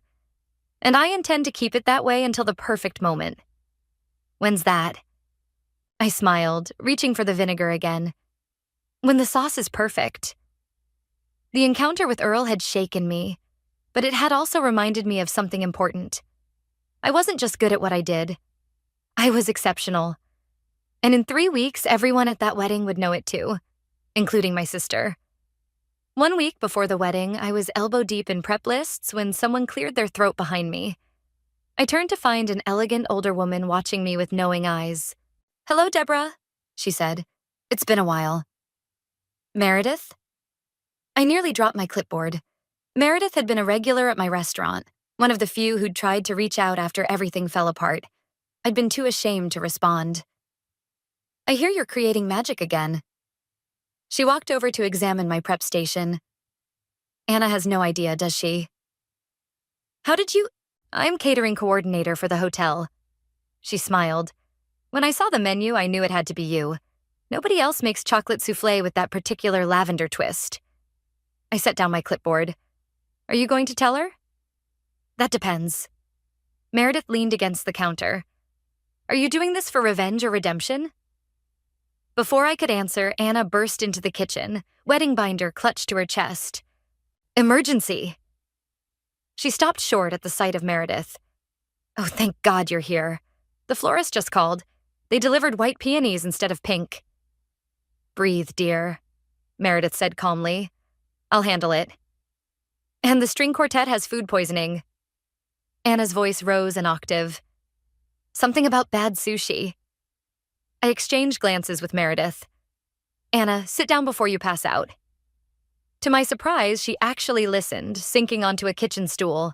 "Everything's falling apart," she whispered. "This wedding was supposed to be perfect."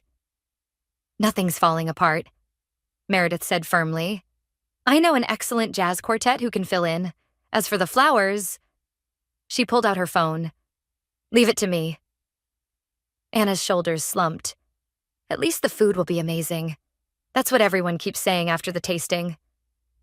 I busied myself with my prep list, trying not to smile. "Speaking of the tasting," Meredith said carefully, "have you ever wondered why this mysterious chef's food tastes so familiar?" My head snapped up. Anna looked confused. "What do you mean?" "Nothing." Meredith caught my eye. "Just that great chefs have distinctive styles." The kitchen door swung open again, admitting Connor and an older man I recognized from photos as his father, Oliver. "There you are," Connor said to Anna. "Dad wanted to see where the magic happens." Oliver surveyed the kitchen, his eyes lingering on me. "So you're the chef everyone's talking about." "I just cook the food," I said modestly. "She's being humble," Meredith interjected. "Wait until you taste her duck breast with cherry gastrique. It reminds me of another chef I used to know." I shot her a warning look. "Actually," Oliver said, "I had a remarkable duck dish years ago, at a restaurant downtown. What was it called?" "The Golden Knife," I said quietly. "Yes. Shame what happened there. The chef was brilliant." Anna shifted uncomfortably. "Dad, we should go check on the ballroom setup." "In a moment." Oliver turned to me.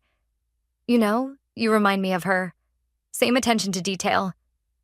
"High praise," I managed. After they left, Meredith touched my arm.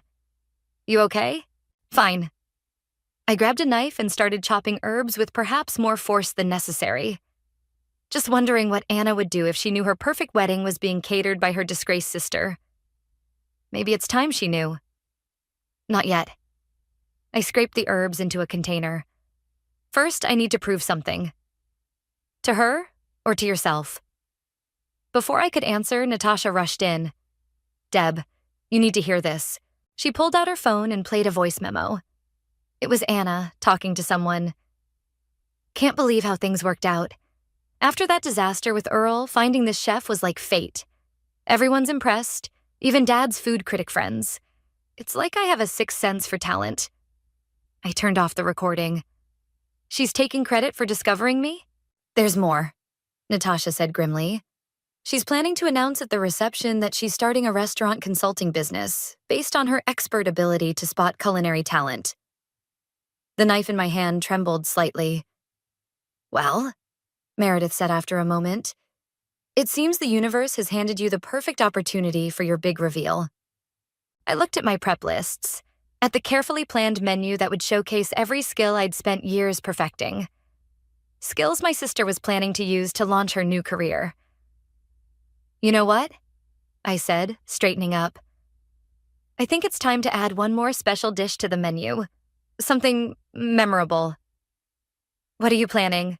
Natasha asked. I smiled, thinking of the signature dish that had earned me my Michelin star. The one dish Earl had never managed to replicate. Let's just say the bride isn't the only one who'll be making an announcement at the reception.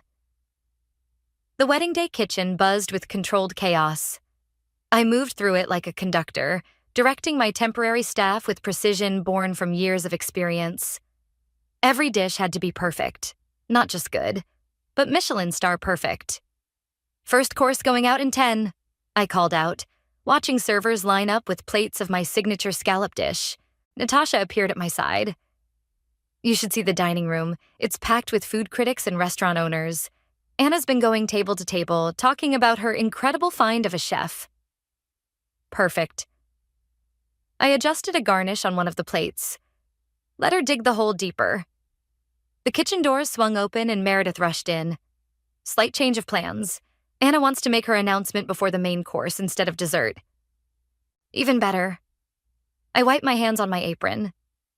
The beef will be the perfect backdrop for what I have planned. Speaking of plans, Meredith lowered her voice. Oliver's been asking questions about the golden knife. Before I could respond, one of the servers burst in. Chef, Table 12 says these are the best scallops they've ever had. They want to know if you'll come out and talk to them. Tell them the chef is focused on preparing the main course. I turned back to my station, but Meredith caught my arm. You can't hide forever, Deborah. Watch me. I checked the temperature of my sauce. Perfect. The next hour passed in a blur of plating and timing. Each course went out flawlessly, earning waves of compliments that filtered back to the kitchen. I could hear the dining room growing louder with appreciation and wine-fueled excitement. Then came the moment I'd been waiting for. Ladies and gentlemen, Anna's voice carried through the speakers. Before we serve the main course, I have an exciting announcement. I nodded to Natasha, who began plating the beef. Each plate was a work of art.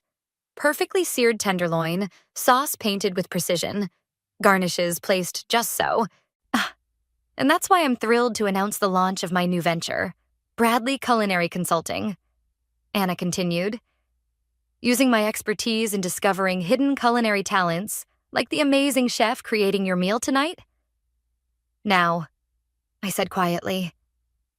Meredith opened the kitchen doors and servers began streaming out with plates. But these weren't just any plates. They were my signature dish from the golden knife, the one that had earned write-ups in every major food publication. Is that... One of the older critics stood up as his plate was set down. This is impossible. I haven't seen this dish since... The dining room erupted in murmurs. Anna's voice faltered. As I was saying, my ability to spot talent... Excuse me, the critic interrupted, standing. But this is Deborah's beef tenderloin with black garlic and truffle emulsion. I'd know it anywhere. Are you saying she's cooking here tonight? The room fell silent. Anna stood frozen at the microphone. I took a deep breath, untied my apron, and walked through the kitchen doors. Hello, everyone. My voice carried across the suddenly silent room. Yes, I'm the chef. And yes, this is my signature dish from the golden knife. Anna's face went from red to white. Deborah, what are you doing? What I do best. Cooking. I turned to address the room. Many of you knew me when I had my restaurant. Some of you were there the night I earned my Michelin star. And some of you wondered where I went after everything. The critic who had recognized my dish was beaming. Welcome back, chef. My sister, I continued, watching Anna grip the microphone stand, didn't discover some hidden talent. She hired her own sister, the one who lost everything 3 years ago, to cater her wedding. She just didn't know it was me. The room erupted in conversation. I could see food critics pulling out their phones, no doubt already composing tweets and articles. You planned this, Anna accused, her voice shaking. You set me up. No, Anna, you set yourself up. You were so busy trying to use my food to launch your consulting business that you forgot one important thing. What's that? Great food tells its own story. I gestured to the plates. And this is my story. Always has been. Oliver stood up, clapping slowly. Others joined in until the whole room was applauding. I saw Connor leading a shell-shocked Anna back to her seat. Chef, the critic called out, please tell me you're coming back to the industry. I smiled, thinking of all the nights I'd spent planning this moment. Actually, I have an announcement of my own. Next month, I'm opening a new restaurant. Smaller than the Golden Knife, more intimate. I'm calling it Second Course. More applause, more phones coming out. Anna sat at her table, staring at her plate. I headed back to the kitchen, where my staff waited. Right, everyone. We still have 200 perfect plates to serve. Let's show them what we can do. As I pushed through the doors, I heard Meredith say to Natasha, now that's what I call a comeback. Indeed it was. And we weren't even at dessert yet. The dessert course was about to go out when Anna stormed into the kitchen, her white dress swishing against the stainless steel counters. How dare you? She grabbed my arm, spinning me around. This was supposed to be my day. Careful, I said, gently removing her hand. You wouldn't want to get chocolate on that dress. It's Vera Wang, right? This isn't funny, Deborah. You humiliated me in front of everyone. No, I corrected her, continuing to plate the soufflés. You humiliated yourself by trying to build a business on someone else's talent. My talent. Natasha appeared with fresh berries for garnish. Should I call security? That won't be necessary, a new voice said. Oliver stood in the doorway, Connor beside him. But we do need to talk. All of us. I checked the soufflés. After dessert, these won't wait. Of course, Oliver nodded. A proper chef never abandons their kitchen. Anna made a strangled sound and stormed out. Connor watched her go, then turned to me. I knew there was something familiar about your cooking, he said. I ate at the Golden Knife twice. Best meals of my life. Until tonight, I said, adding a perfect quenelle of vanilla cream to each plate. Until tonight, he agreed, then followed after Anna. The soufflés went out to universal acclaim. As the last plates were cleared, I finally stepped away from my station. My staff had everything under control for the remaining coffee service. I found them in a small private dining room off the main hall. Anna sat rigid in her chair while Connor and Oliver flanked her like bookends. Sit down, Deborah. Oliver gestured to a chair. I think it's time we cleared the air. There's nothing to clear, Anna snapped.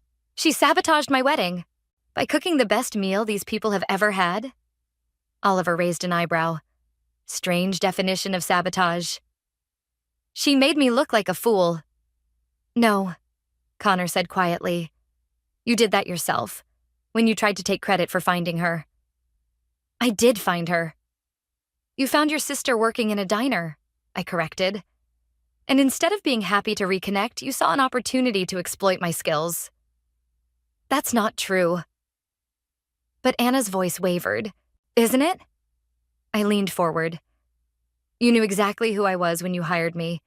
You just didn't want anyone else to know. Because you're a waitress. I'm a chef. My voice echoed off the walls. I've always been a chef. Even when Earl took my restaurant, even when you stood by and watched it happen, I never stopped being a chef. The room fell silent. Outside, we could hear the reception continuing. Music, laughter, people still raving about the food. I remember when you girls were young. Oliver said suddenly. Anna would always take credit for Deborah's baking. Remember those cookies you'd bring to school functions, Anna? The ones everyone loved? Anna's face flushed. That was different. Was it? Oliver shook his head. You've always lived in your sister's shadow when it comes to food. Instead of being proud of her talent, you tried to claim it as your own. Dad, Connor warned, but Oliver held up his hand. No, this needs to be said. Anna, what you did tonight, trying to launch a business on your sister's reputation, it's unconscionable. Anna's eyes filled with tears. I just wanted... What? I asked softly. What did you want? To be special. The words burst out of her. You were always the talented one, the creative one. I was just successful. Boring, corporate successful. And that's not enough? Not when people's eyes light up the way they did tonight. Not when they taste your food and call it magic. She wiped her eyes. I thought if I could be the one who discovered you, you'd finally have some of that magic yourself, I finished. She nodded miserably. Anna? Connor said gently, you don't need to steal someone else's light to shine. He's right, I added, surprising myself. You're successful because you work hard and you're good at what you do. That's not boring. It's admirable. Anna looked up, mascara smeared under her eyes. Why are you being nice to me? I thought you hated me. I did. I do. Maybe. I sighed. But mostly I just wanted you to see me. Really see me, not as someone to be embarrassed by or use for your own gain. I see you now, she whispered. I'm sorry it took all this. Oliver stood up. Well, there's still a wedding reception happening. Shall we rejoin your guests? Anna nodded, then turned to me. Will you come out there with me? As yourself this time? I thought about the dining room full of industry people who'd just rediscovered me, about the announcement of my new restaurant, about the years of hiding. Yes, I said. But first, let me change out of these kitchen whites. If I'm going to your wedding reception, I should dress for it. For the first time that night, Anna smiled genuinely. Your food really was magic tonight. I know, I said, standing up. That's who I am. The reception was winding down when Anna found me at the bar, where I sat nursing a glass of the expensive champagne I'd helped her choose weeks ago.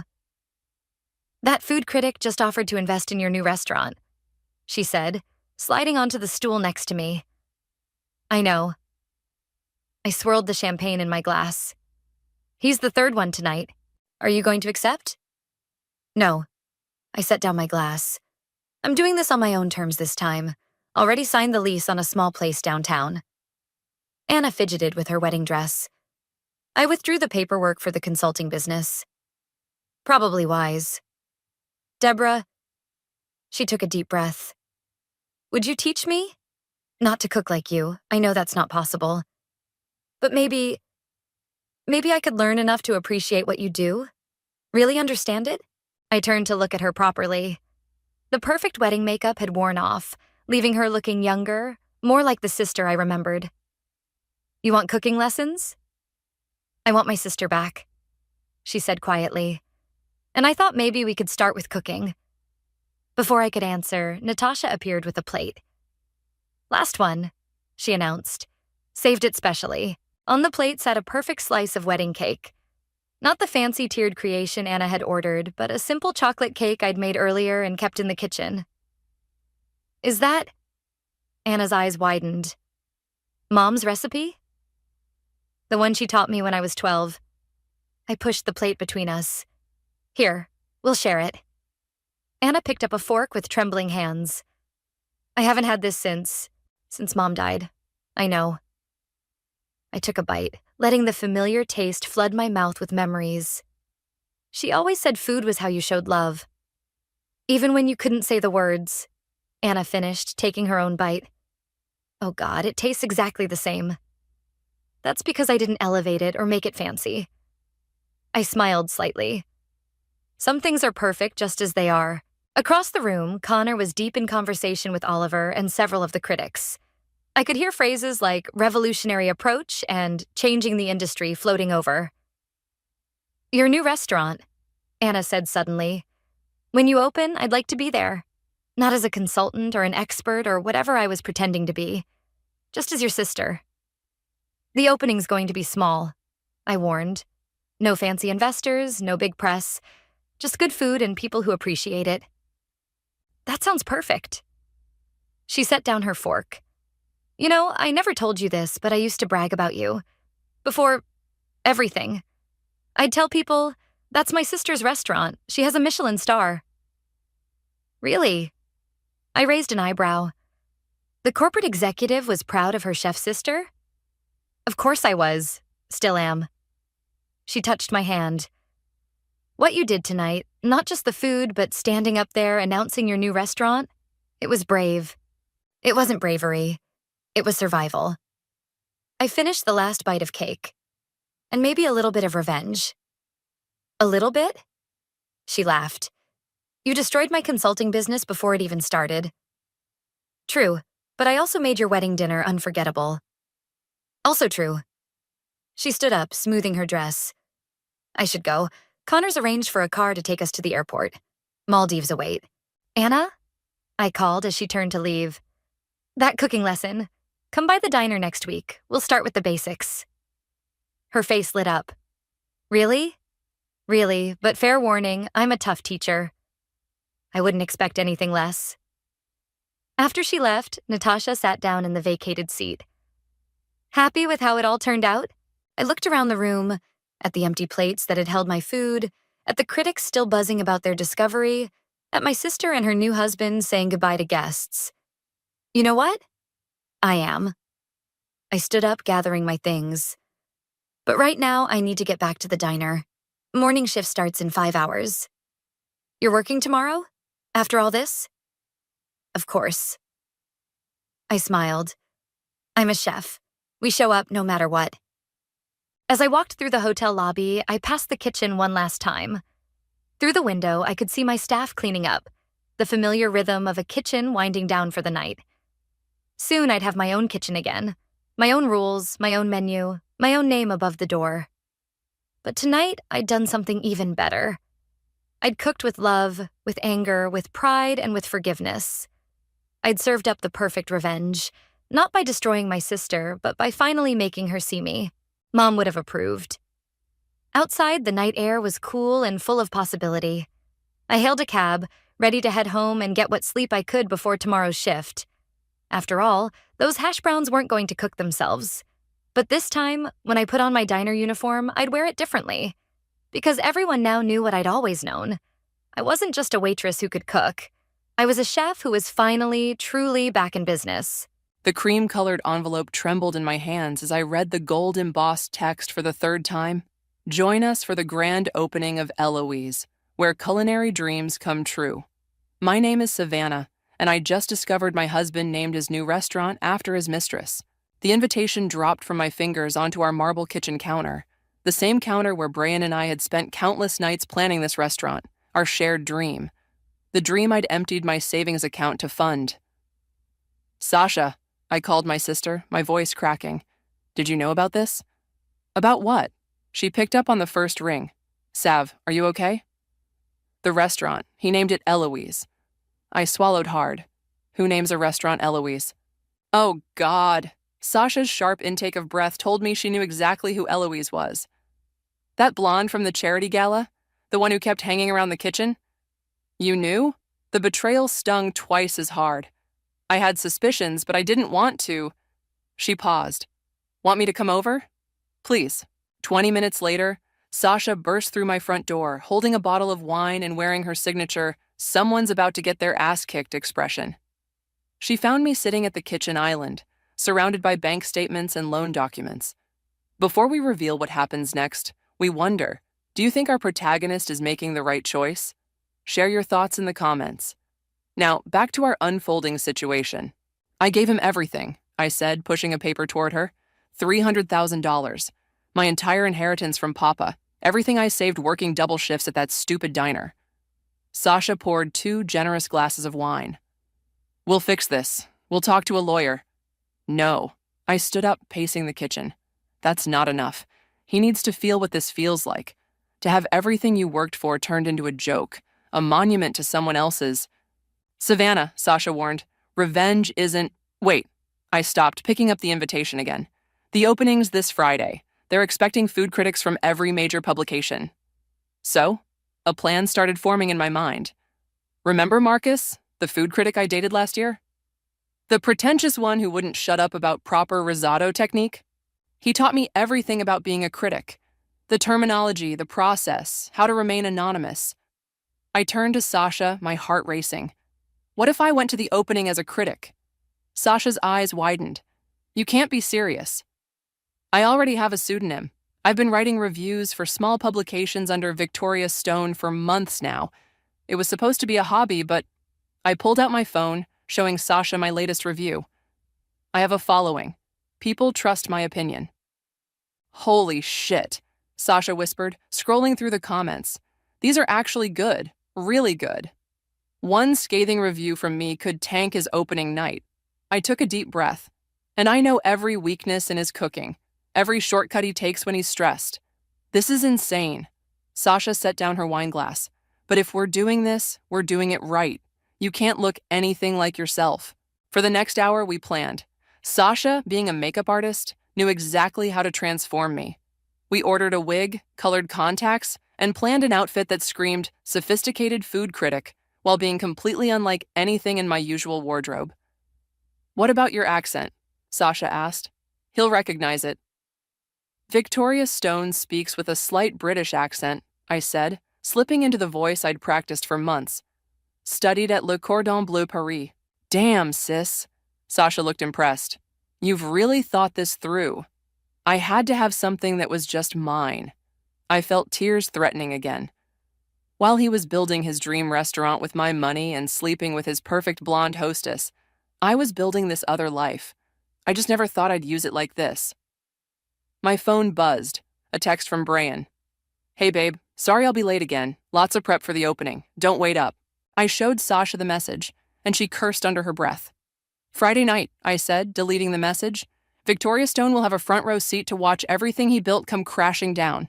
And the best part? I picked up the invitation, running my finger over the golden letters. He'll never know it was me. Just promise me one thing, Sasha said, gripping my hand. Promise you won't let this consume you. Get your revenge, but don't lose yourself in it. I nodded, but we both knew it was already too late for that. The moment I saw Eloise's name in gold lettering, something in me had shifted. The loving, supportive wife was gone, replaced by someone with nothing left to lose. Friday night, I repeated, raising my wine glass. To karma. Sasha clinked her glass against mine, but her eyes were worried. To karma. Just remember, sis, it works both ways. I smiled, but inside, my mind was already racing through every detail of my plan. Brian thought he could use my money to build a shrine to his mistress? Fine. I'd use everything he taught me to burn it all down. Stop fidgeting with the wig, Sasha hissed, slapping my hand away from my hairline. The adhesive needs another minute to set.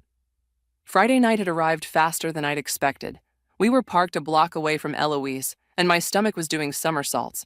Run through the backstory again, Sasha demanded, adjusting my honey blonde wig one final time. Victoria Stone, 38, graduated Le Cordon Bleu Paris, I recited in my practiced British accent, currently writing for the Culinary Chronicle and 3 other publications, known for being fair but ruthless when standards aren't met. And if Brian comes to your table? I never speak directly to chefs during initial reviews. It compromises objectivity. I checked my reflection in the visor mirror, barely recognizing myself. The colored contacts turned my dark eyes a striking green, and Sasha's contouring had completely transformed my face structure. Your reservation is for 7, Sasha reminded me, checking her phone.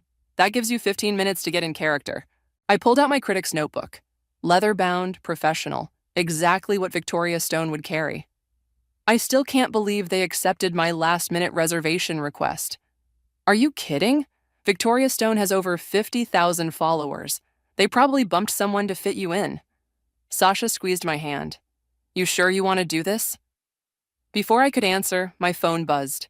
A text from Brian. Big night tonight. Wish me luck. I showed it to Sasha, who rolled her eyes. The audacity of this man.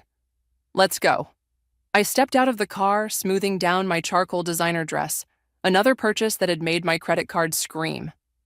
Walking toward the restaurant, I felt my confidence growing with each click of my heels. Victoria Stone didn't worry about betrayal or heartbreak. She worried about wine pairings and proper sauce consistency. The restaurant's exterior stopped me in my tracks. The signage was elegant, with Eloise written in flowing script that looked eerily similar to my own handwriting. Of course, Brian had used the design I'd sketched for him months ago, back when we thought the restaurant would carry my name. "Good evening," the hostess greeted me. Not Eloise, thankfully. "Do you have a reservation?" "Victoria Stone," I replied coolly, watching her eyes widen slightly. "Ms. Stone, yes, of course. We've been expecting you. Right this way." She led me to a prime table with a clear view of both the kitchen and the dining room, perfect for observing everything and everyone. I'd barely settled in when I heard Brian's voice from the kitchen. "Is she here? The critic?" "Just seated, chef. Table 12. Remember," I heard him tell his staff, "everything has to be perfect tonight. This review could make or break us." If he only knew.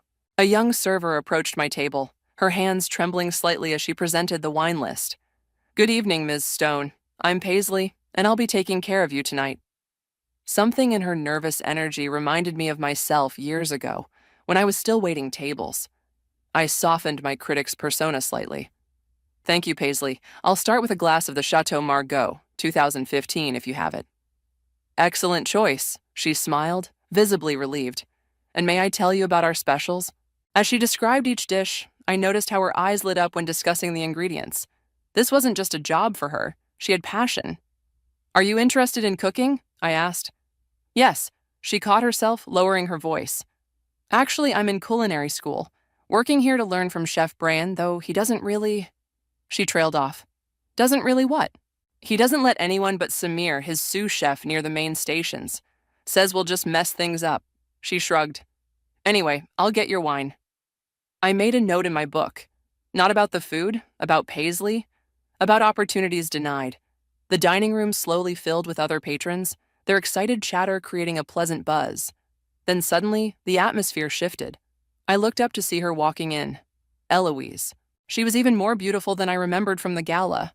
Tall, graceful, wearing a deep blue dress that made her look like she'd stepped out of a magazine. She moved through the restaurant like she owned it, which, in a way, she did.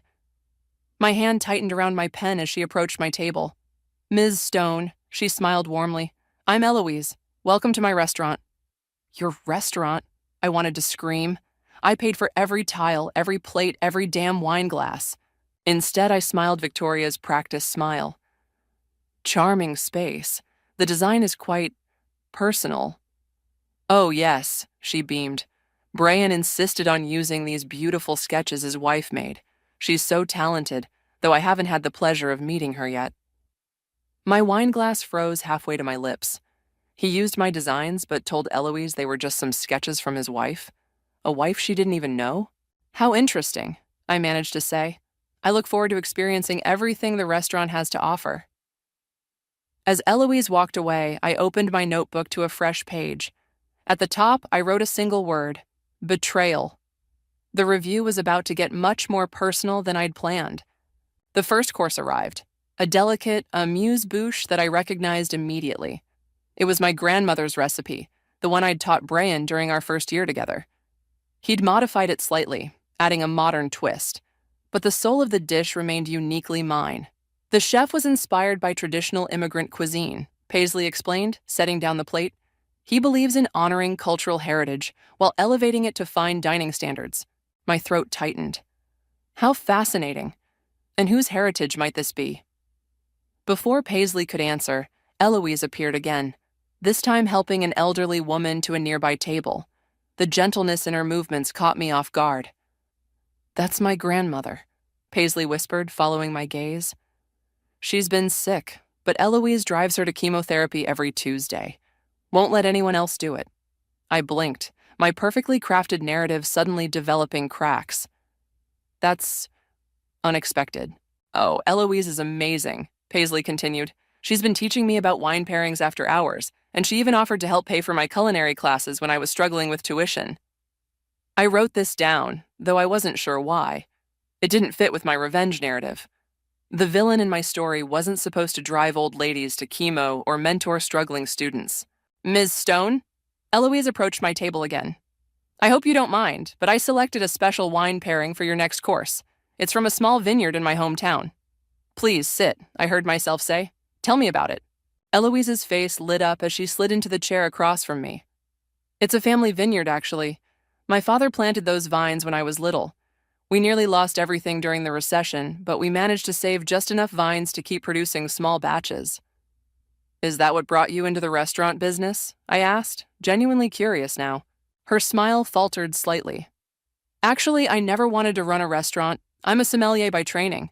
But Brian, he can be very persuasive when he wants something. I caught the edge in her voice, recognized it from my own experiences with Brian's persuasion. Does he often get what he wants? I kept my tone neutral, professional. Eloise glanced toward the kitchen, lowering her voice. He convinced me this place needed me, that I was essential to its success.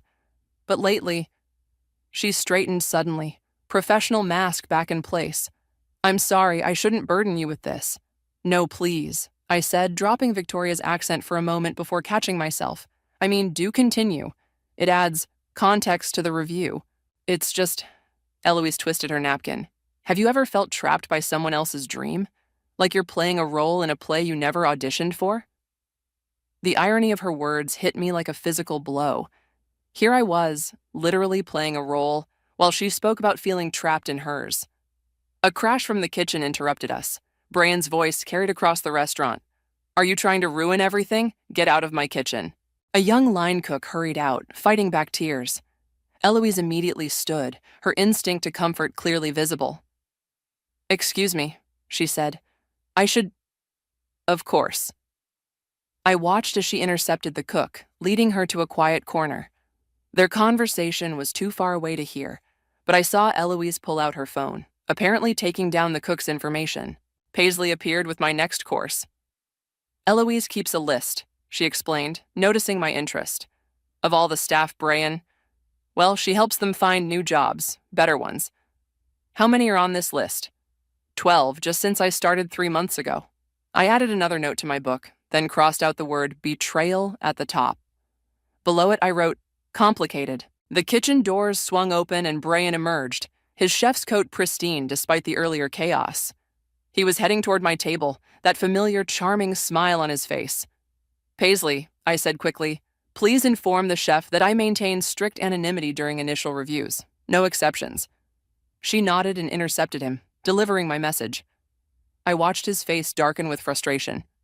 He wasn't used to being denied anything he wanted. My phone buzzed. A text from Sasha. How's Operation Takedown going? I looked around the restaurant, at Eloise, still consoling the cook, at Paisley, who dreamed of being more than just a server, at the line cooks visible through the kitchen doors, all working under Brian's tyrannical perfectionism. Change of plans, I typed back. I think there's something bigger here than just revenge. What do you mean? I watched as Brian stormed back into the kitchen, shouting at another cook for some minor infraction. Eloise winced at the sound, her hand unconsciously touching her neck as if it were too tight. I came here to burn down his dream, I replied to Sasha, but I think I might need to save everyone trapped inside it first. The next course arrived, another of my family's recipes, transformed by Brian's touch. But this time, instead of anger, I felt something different, something like purpose. I picked up my pen and began to write. The main course arrived with a flourish, pan-seared sea bass with saffron risotto. My stomach clenched. It was the dish Brian had cooked the night he proposed. Back then, the risotto had been perfectly creamy. Tonight, I could see it was slightly overcooked, the rice grains breaking down from too much agitation. The chef is quite anxious about this dish, Paisley confided as she set it down. He's remade it 3 times. A deep voice behind me added, and thrown 2 pans across the kitchen in the process. I turned to find an older man in chef whites watching me with knowing eyes. His name tag read, Samir Sous-Chef. Please, I gestured to the empty chair, maintaining Victoria's accent. Join me for a moment. Samir sat, his weathered hands folded on the table. The risotto isn't quite right, is it? You have a good eye. So do you. Savannah. My fork clattered against the plate. I'm sorry, you must be. I worked with your father for 15 years at his diner, Samir said quietly. You look different, but you stir your coffee the same way. 3 times clockwise, 1 counterclockwise. Just like him. I felt my carefully constructed facade cracking. Please don't. I won't say anything, he assured me. But I have to ask. Is this really what you want? Before I could answer, Brian's voice boomed from the kitchen again. Where the hell is my sous chef? These garnishes are garbage. Samir sighed. He wasn't always like this, you know. The pressure of opening this place, the investors breathing down his neck. The investors? I leaned forward. What investors? I funded everything. Samir's eyes widened slightly. He told everyone the money came from private investors, said his wife was supportive but not involved. Another crash from the kitchen made us both jump. Through the service window, I could see Brian berating a line cook over plate presentation. How do you stand it? I asked. I stay for them. Samir nodded toward the kitchen staff.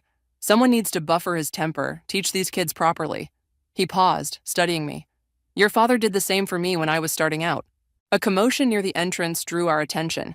A food photographer had arrived, apparently scheduled by Brian without telling Eloise, and was demanding to rearrange tables for better lighting.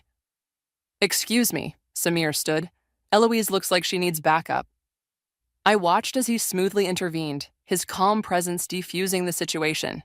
The photographer backed down, and Eloise shot Samir a grateful look. My phone buzzed with another text from Sasha. Need an extraction? No, I replied. But I need you to look something up. Find out everything you can about the restaurant's investors. What investors? You paid for everything. Exactly. Paisley returned to check on me, her earlier nervousness replaced with genuine concern. Is everything okay with the food, Mrs. Stone? Chef Brian is very invested in your opinion. I looked at my plate, at the overcooked risotto, the slightly over-seared fish, the pretentious garnishes that added nothing to the dish. In his desperate attempt to impress, Brian had lost the soul of the cooking. Paisley, I said, if you were running this kitchen, what would you do differently? Her eyes lit up before she caught herself. Oh, I couldn't possibly. Please, I'm curious. Well, she glanced around before continuing in a whisper. I'd focus more on letting ingredients speak for themselves. Less foam and fancy garnishes, more honest cooking. And I'd actually teach the line cooks instead of just yelling at them. Like Samir does? Exactly. He's the only reason most of us haven't quit. He actually explains things, shows us techniques. Chef Brian just expects perfection without teaching how to achieve it. The kitchen doors burst open again as Brian emerged, his face flushed with either anger or wine. Probably both.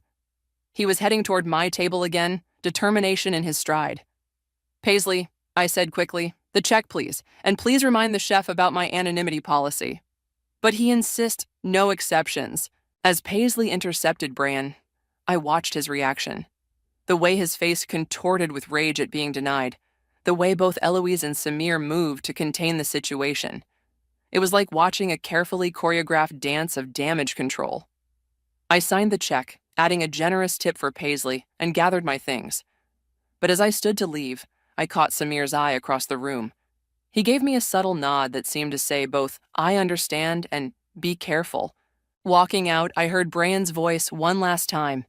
If this review isn't perfect, someone's getting fired. I pulled out my phone and texted Sasha. I need your help with something bigger than a review. We need to find out where all his money is really coming from. Why? She replied. Because, I typed, looking back at the restaurant's gleaming facade. I think my husband is running a bigger con than just betraying his wife, and I'm going to expose every last bit of it.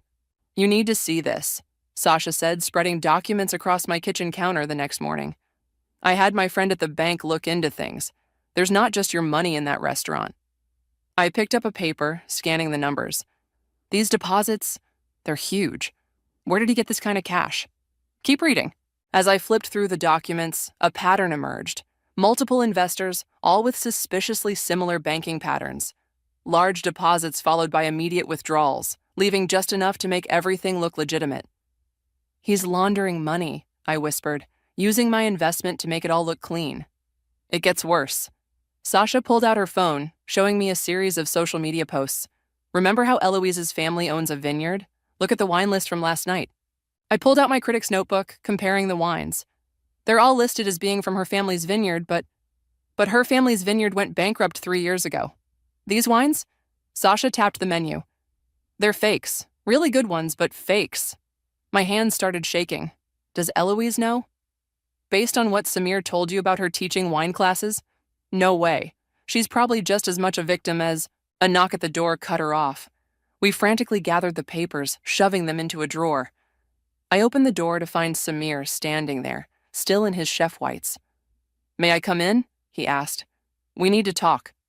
I ushered him inside, noticing how exhausted he looked. How did you find my address? Your father's old address book. He kept track of everyone he cared about. Samir sat heavily at my kitchen counter. I'm here because what you're doing, it's dangerous. What do you mean? The people Brian's involved with, they're not just restaurant investors.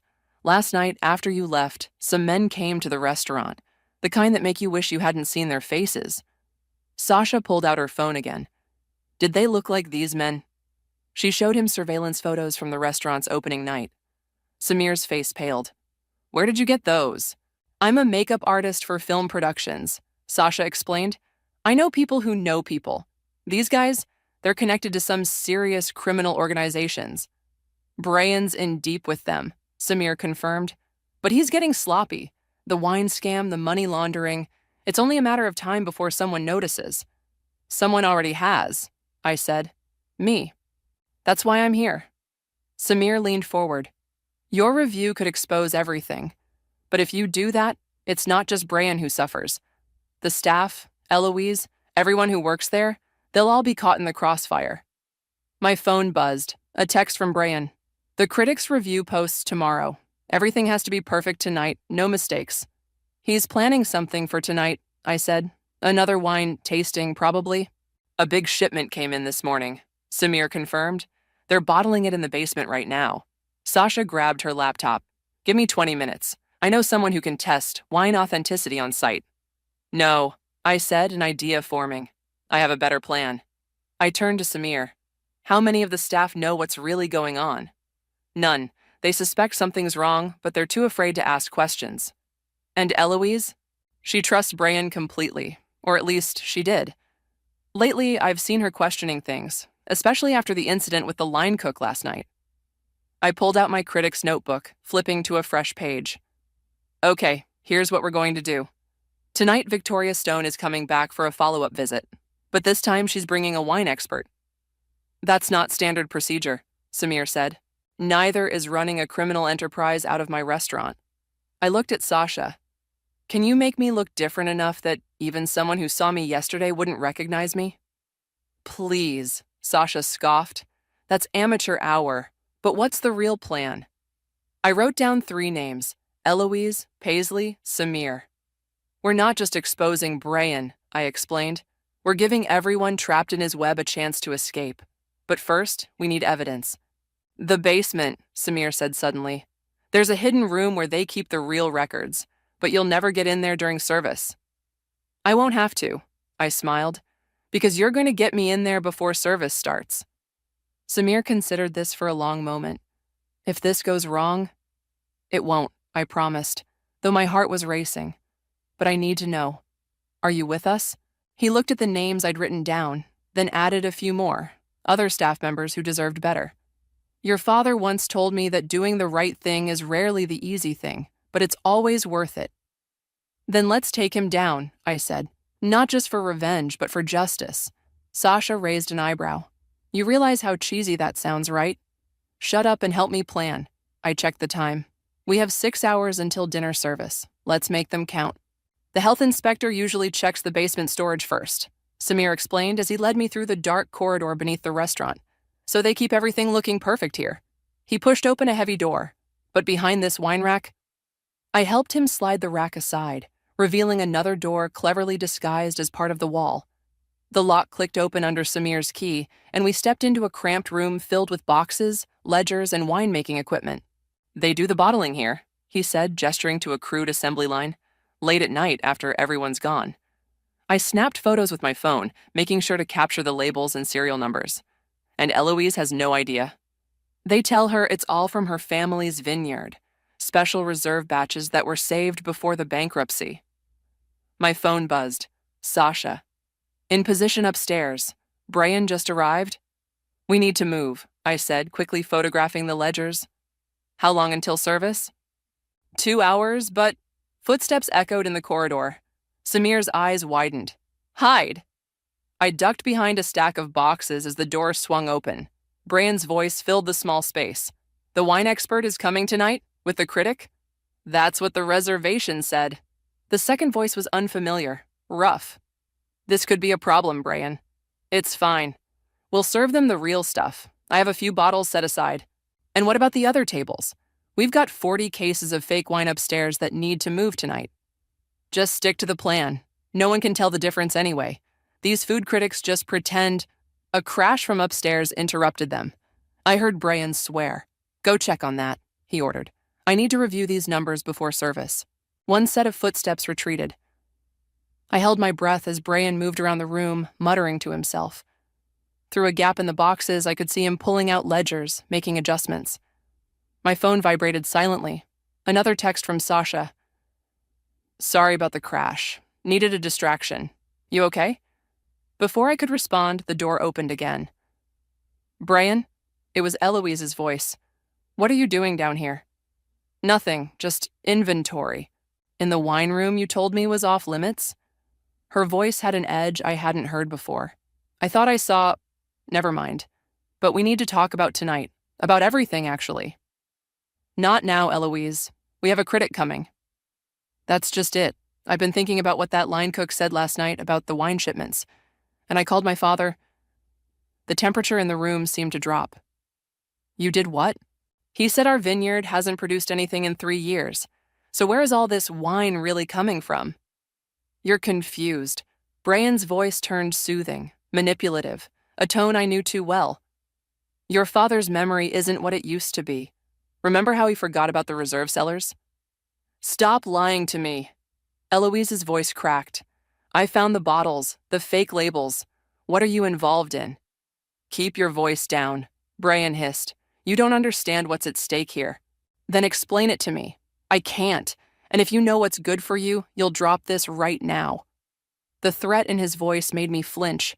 Through the gap, I saw him grab Eloise's arm. Let go of me, she said quietly. Promise me you'll keep quiet. Just for tonight. After the critics' review, things will be different. I'll explain everything. You're hurting me. Promise me.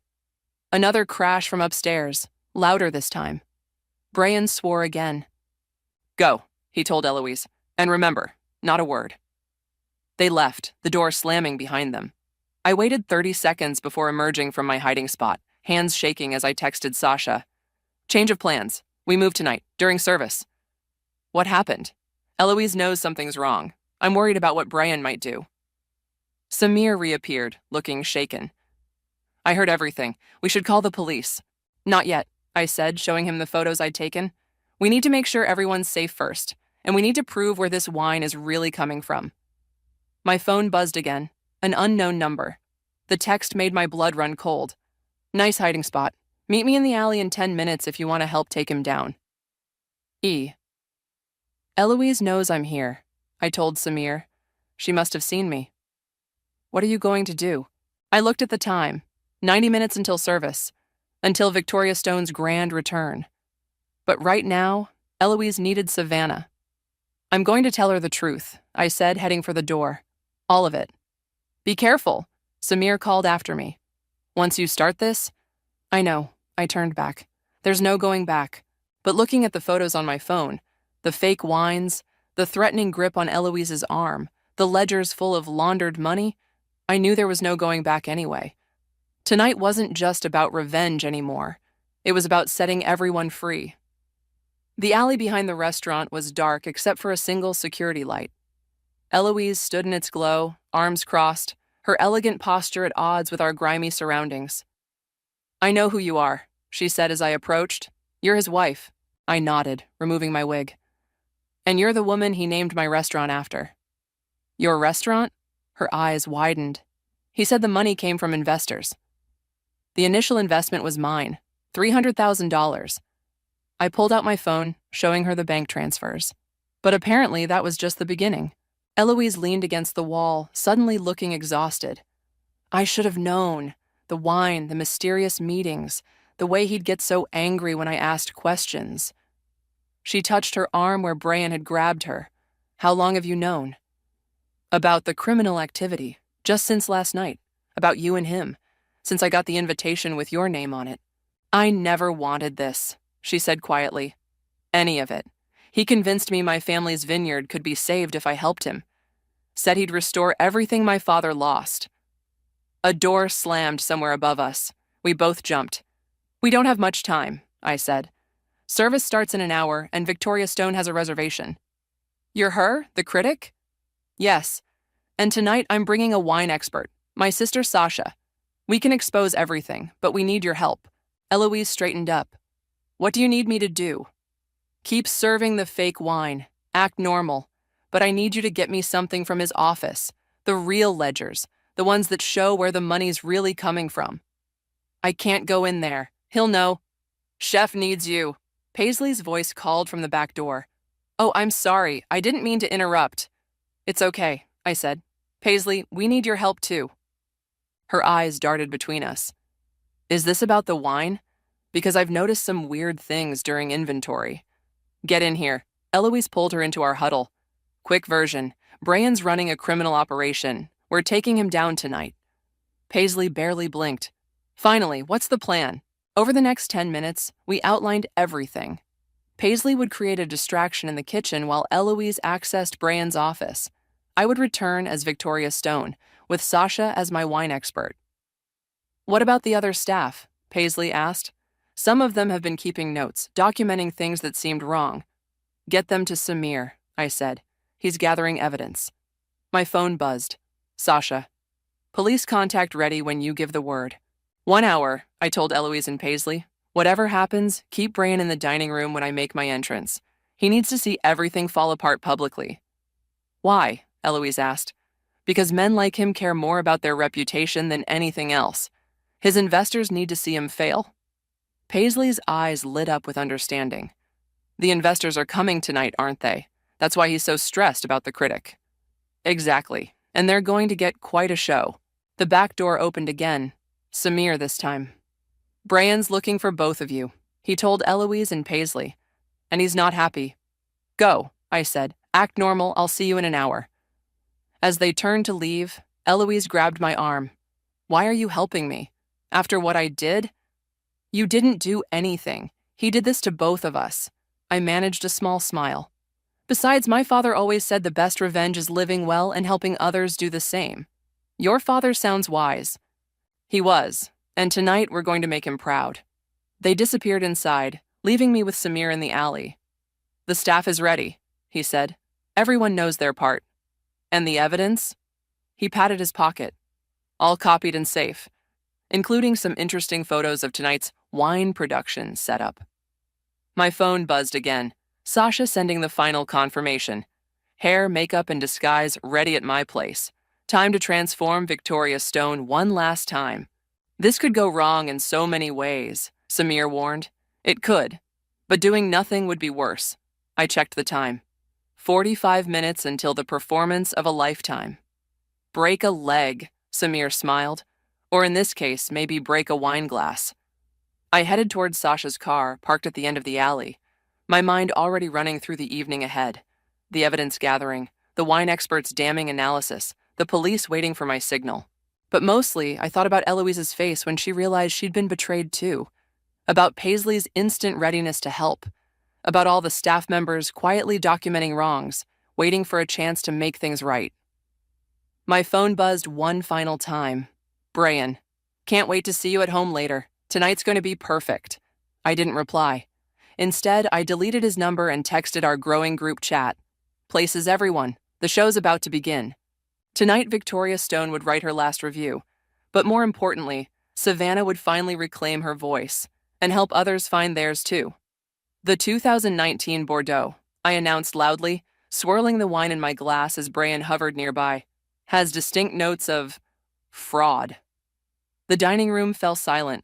At the investors' table, several men in expensive suits stopped mid-conversation. I beg your pardon? Brian's smile remained fixed, but his eyes darted nervously. Sasha, playing her role as wine expert perfectly, held her glass to the light. This isn't a Bordeaux. In fact, it's not even French. Would you like to know what it actually is? There must be some mistake. Brian laughed, but sweat beaded on his forehead. Perhaps we could discuss this privately? Oh, let's discuss it right here. I stood, dropping Victoria's accent. Along with the fake labels in your basement, the money laundering ledgers, and the threats you made to keep everyone quiet. Recognition flickered across his face. Savannah? Surprise, honey. The investors started to rise, but Eloise appeared at the dining room entrance with 2 police officers. More officers filtered in through the kitchen. The wine's not the only thing that's fake, Eloise announced, holding up a stack of documents. These ledgers show everything. The money laundering, the counterfeiting operation, the threats.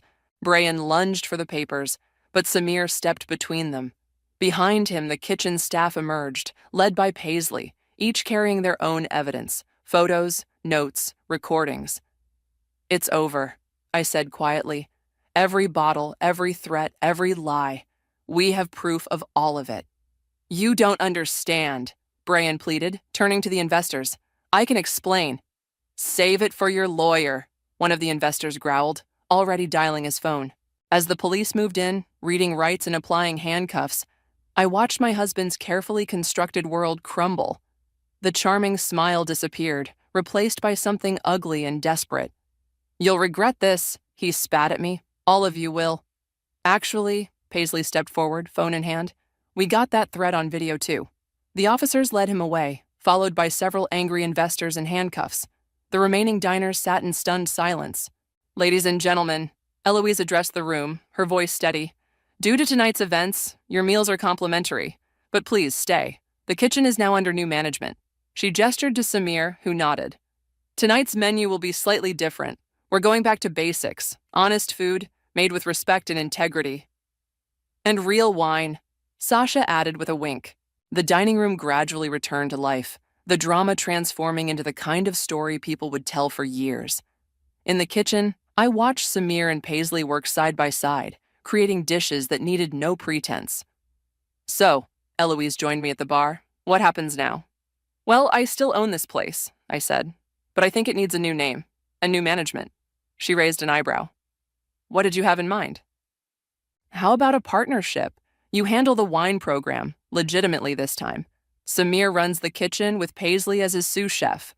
Real food, real wine, real people. And you? I pulled out my critic's notebook one last time. I write one final review. Not about the food or wine, but about redemption. About people finding their voice and their strength. Speaking of strength, Sasha called from the door. The detective wants statements from everyone. But first, she held up her phone, showing a news alert. Your review just went live. I looked at the headline. Acclaimed critic exposes criminal enterprise masquerading as fine dining. Below, it was a smaller headline. Local restaurant staff hailed as heroes for speaking out. You didn't mention yourself, Eloise noted, reading over my shoulder. Victoria Stone's work is done, I said. It's time for Savannah to start something new. The kitchen doors swung open as Samir emerged with a plate. First dish from the new menu, he announced. My mother's recipe, with a twist from Paisley. We gathered around the dish, staff, police, even some curious diners. The aroma brought tears to my eyes. It was simple, honest, perfect. To new beginnings, Eloise raised her glass, filled with wine from a small local vineyard we'd found together. To finding our voices, Paisley added. To family, Samir smiled, chosen and created. I looked around at these people who had become more than allies. They were partners, friends, family. We'd turned a story of betrayal into one of triumph, not through revenge, but through unity and truth. To us, I said, raising my glass, and to making something real. As conversations and laughter filled the room, I sent one final text to the group chat we'd created. Same time tomorrow, we have a restaurant to rebuild. The responses came instantly. Thumbs up, heart emojis, excited yes messages. I smiled, put away my phone, and joined my new family at the table. Sometimes the best revenge isn't revenge at all. Sometimes it's creating something better from the ashes of what was lost. And sometimes it's as simple as sharing an honest meal with people who remind you who you really are. The scent of rosemary and thyme lingered in Grandma's kitchen long after she was gone. I stood there, running my fingers along the worn edges of her recipe box, while the sounds of the wake drifted in from the living room. My name is Delilah, and today I buried the woman who taught me that love tastes like butter cookies, and healing comes in the form of chicken soup. You shouldn't be in here alone. Mia's voice cut through my thoughts. My sister stood in the doorway, her black dress perfectly pressed, not a hair out of place. Mom's looking for you. The lawyer's here. I nodded, clutching the recipe box closer. I'll be right there. Put that down, she snapped. It's not yours to take. The living room fell silent as I entered. Mom and Dad sat rigid on the couch, while our family lawyer, Mr. Patterson, arranged papers on the coffee table.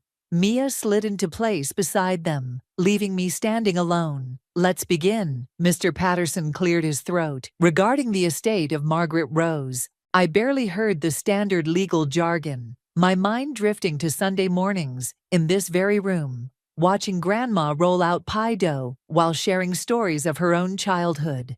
The lawyer's voice suddenly sharpened, pulling me back. And to my granddaughter Delilah, I leave my complete collection of recipes, including all secret family recipes, with the hope that she'll continue my legacy of bringing joy through food.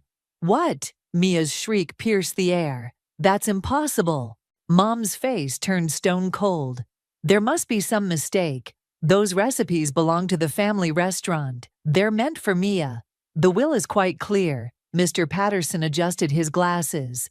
Mrs. Rose was explicit about her wishes. Dad stood up, his face red. Delilah, you must have known about this. What did you say to her? Nothing. I stepped back, shocked by the accusation. Grandma and I just cooked together. We talked. That's all. Talked? Mia laughed bitterly. More like manipulated. You knew she was sick. You took advantage. That's not true. My voice cracked. Grandma taught me everything I know about cooking. It was our thing. Your thing? Mom's voice dripped with venom. Mia's the one who's been running the diner. She's the one who deserves those recipes. You abandoned the family business for some corporate job. I didn't abandon anything. I just chose a different path. Well, congratulations. Mia spat, tears streaming down her face. You got what you wanted. I hope you're happy. The room spun as my family turned against me, their words becoming a blur of accusations and threats.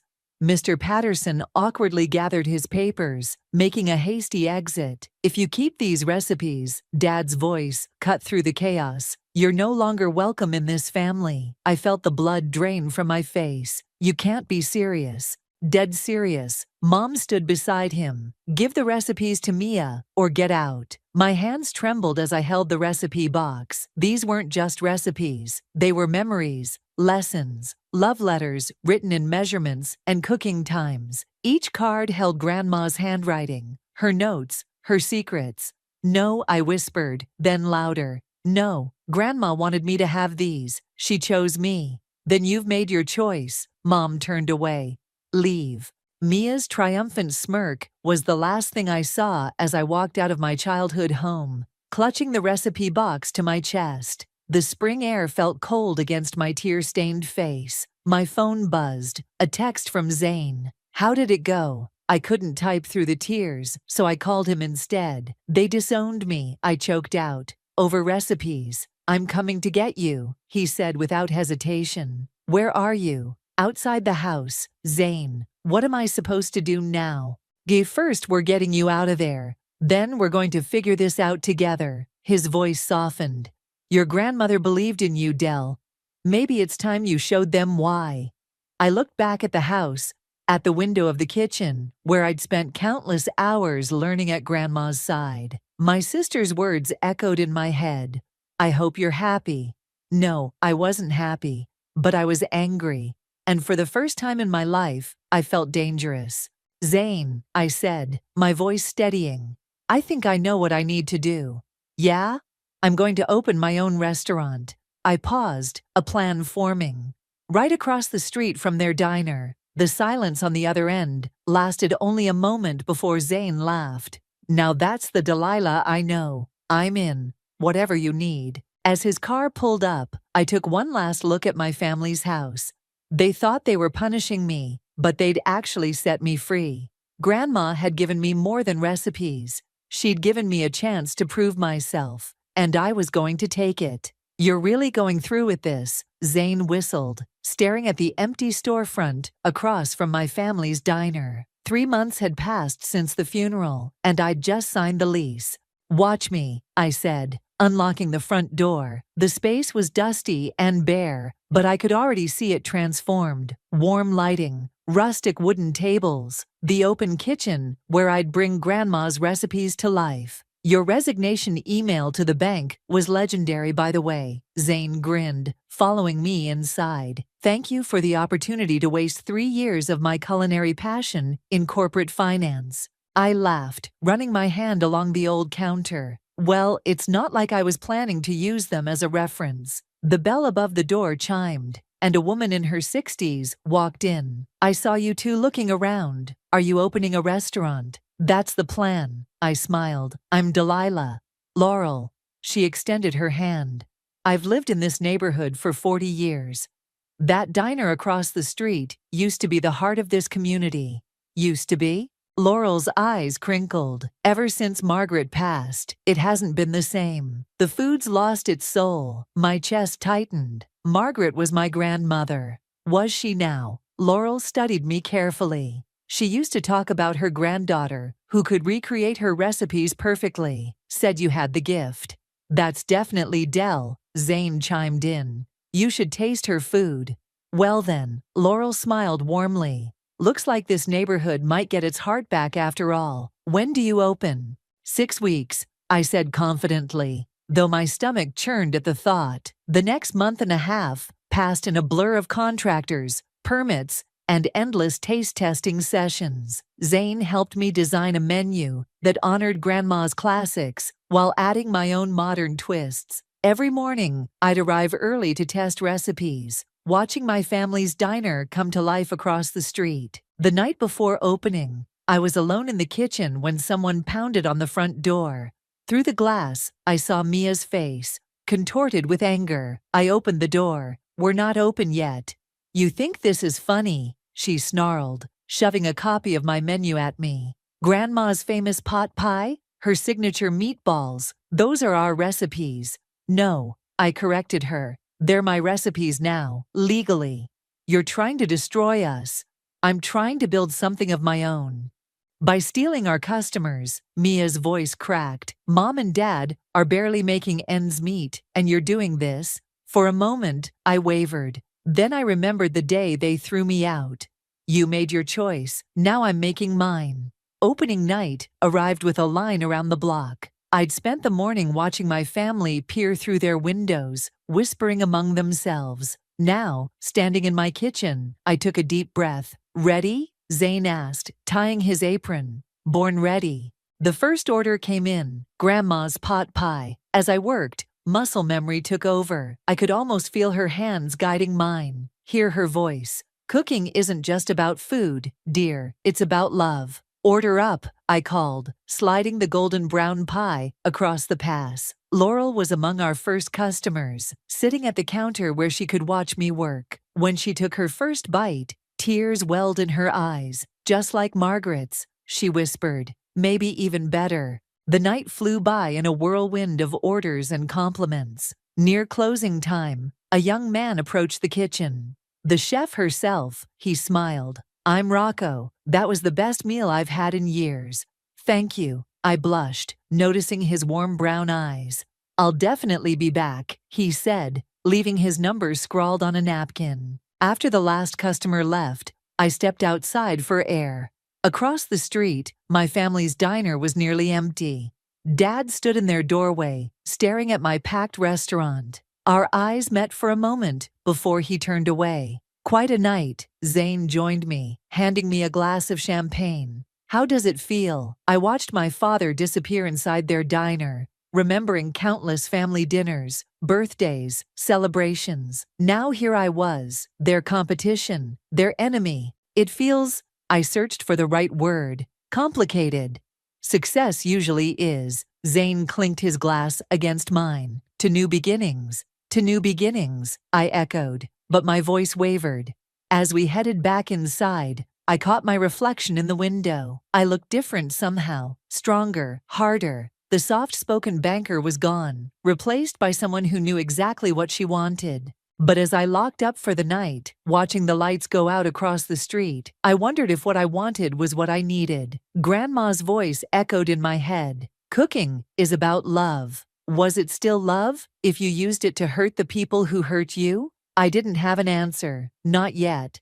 But tomorrow would bring another day of cooking, another chance to figure it out. And maybe, just maybe, a visit from the guy with the warm brown eyes.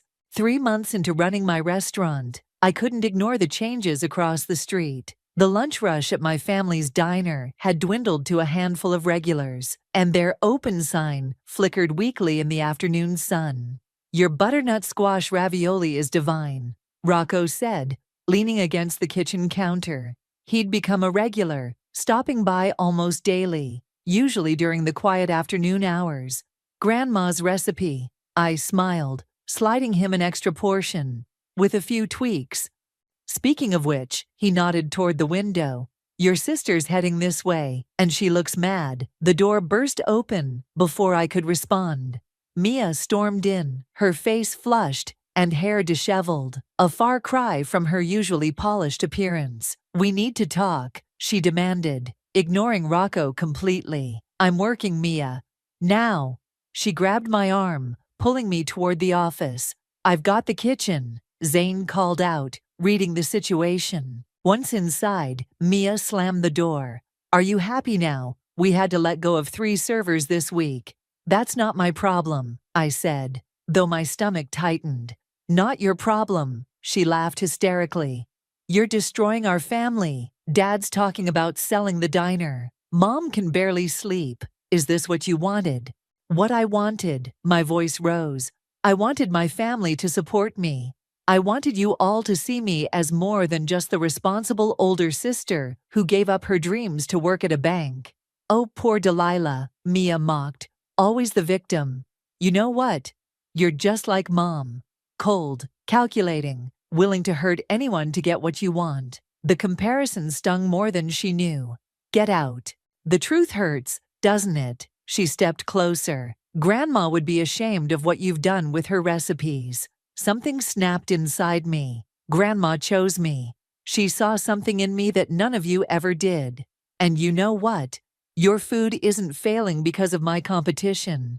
It's failing because you never bothered to learn from her like I did. Mia's hand flew up, but I caught her wrist before she could slap me. We stood frozen, both breathing heavily, years of resentment crackling between us. Everything okay in here? Rocco's voice came from the doorway.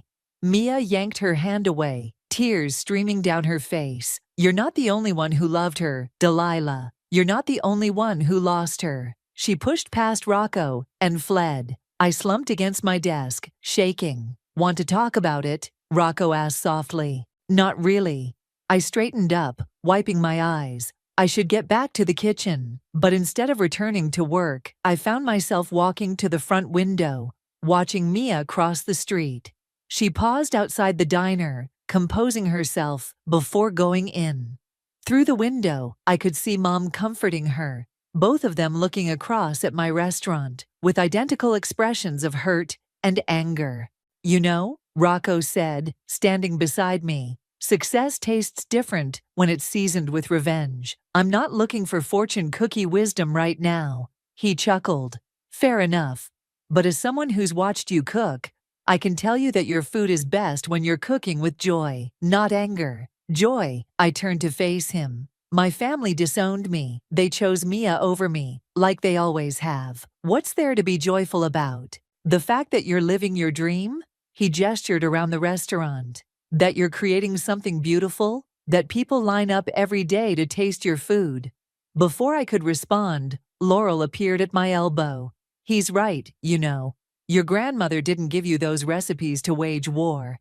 She gave them to you because you understand what she did. That food brings people together.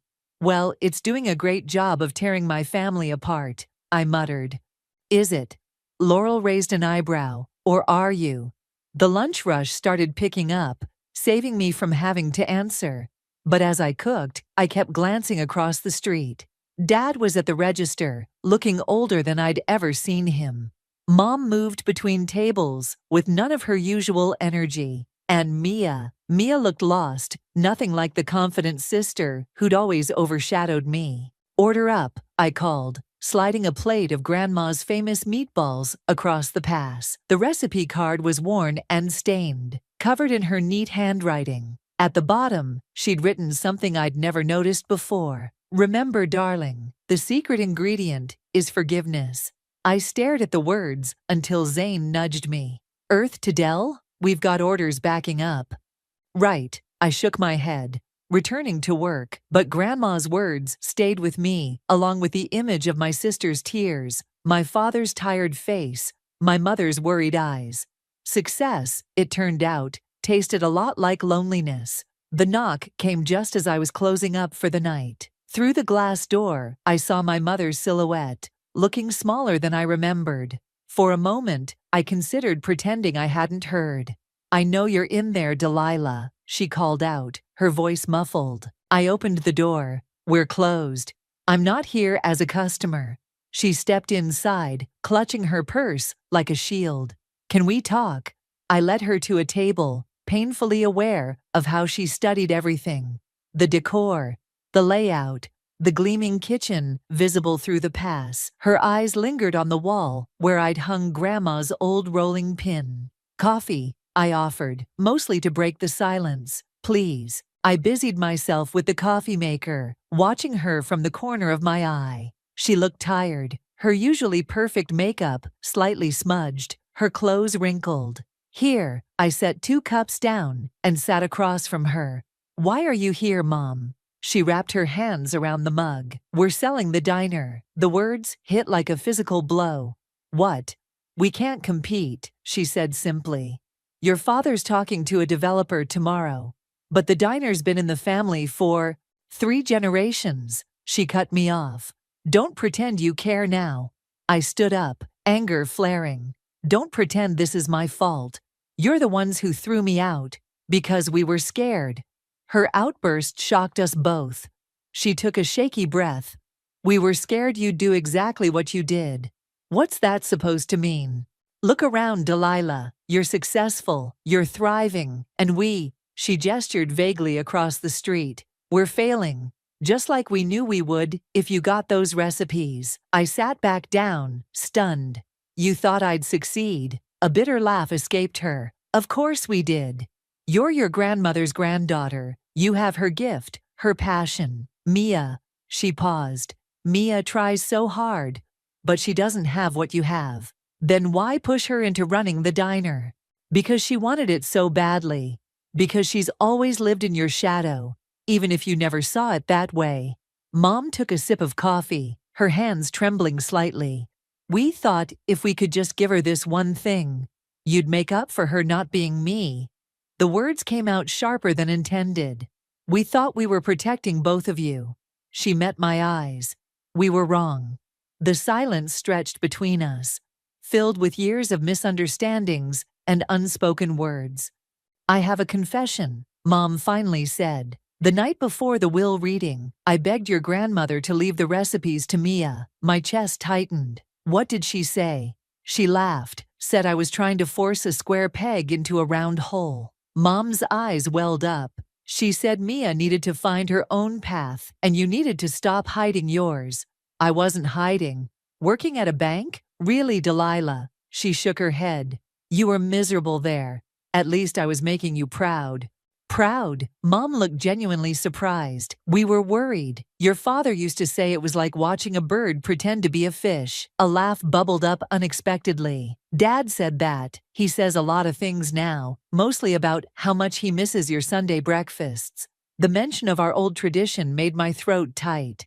Every Sunday, I'd cook breakfast for the family. Experiments that sometimes failed spectacularly, but always made Dad smile. "Why are you really here, Mom?" She reached into her purse and pulled out a worn envelope. "Your grandmother left this for me, with instructions to open it when I finally got my head out of my behind." Her words. She slid it across the table. "Read it." The letter was short, written in Grandma's familiar handwriting. "Presley, my stubborn daughter. By now, you've probably realized what a mess you've made. Your girls aren't chess pieces to be moved around a board. Delilah has my gift, yes, but Mia has your business sense, the same sense that kept our diner running when your father died. Together, they could be extraordinary. Apart, well, you're seeing how that's working out. Fix this. Love, Mom." I looked up to find my mother crying silently. She was right, Mom whispered. About everything. We were so focused on who deserved what, we forgot what made the diner special in the first place. Family. It's not that simple anymore. No, she agreed, standing up. But it could be a start. She headed for the door, then paused. "Your coffee's better than mine ever was. Grandma would be proud." After she left, I sat alone in my empty restaurant, staring at Grandma's letter until the words blurred. Across the street, the diner's lights were still on, a single figure visible through the window, Mia, counting out the day's meager receipts. Grandma's words echoed in my head. Together, they could be extraordinary. I pulled out my phone and typed a quick message to Zane. "Need your help with a crazy idea." His response came immediately. "Those are my favorite kind." The sound of breaking glass jolted me awake. I rushed downstairs to my restaurant's kitchen to find Mia standing among the shattered remains of what used to be my front door, mascara streaking down her face. "Mia, what the hell?" "I quit." She waved an empty wine bottle. "I finally quit. Told Mom and Dad I'm done pretending." "You're drunk." "Yep." She stumbled to a bar stool. "Turns out you need actual talent to run a restaurant. Who knew?" I grabbed the bottle before she could swing it again. "Let me call you a cab." "No." She grabbed my arm. "I need to say this while I'm brave enough." Her eyes, though glazed, fixed on mine. "I hate you." "Okay, definitely time to go." "No, listen. I hate you because you're exactly who you're supposed to be. You got Grandma's talent, her passion, she gestured wildly, her everything. And what did I get? Her name. Margaret Mia. Like that would somehow make me more like her. I sank onto the stool next to her. "Mia, you know what's worse than failing?" She laughed bitterly. "Failing at something you never wanted in the first place." "What are you talking about? You loved the diner." "I loved making Mom and Dad happy. I loved feeling special for once." She slumped forward. "Did you know I applied to art school?"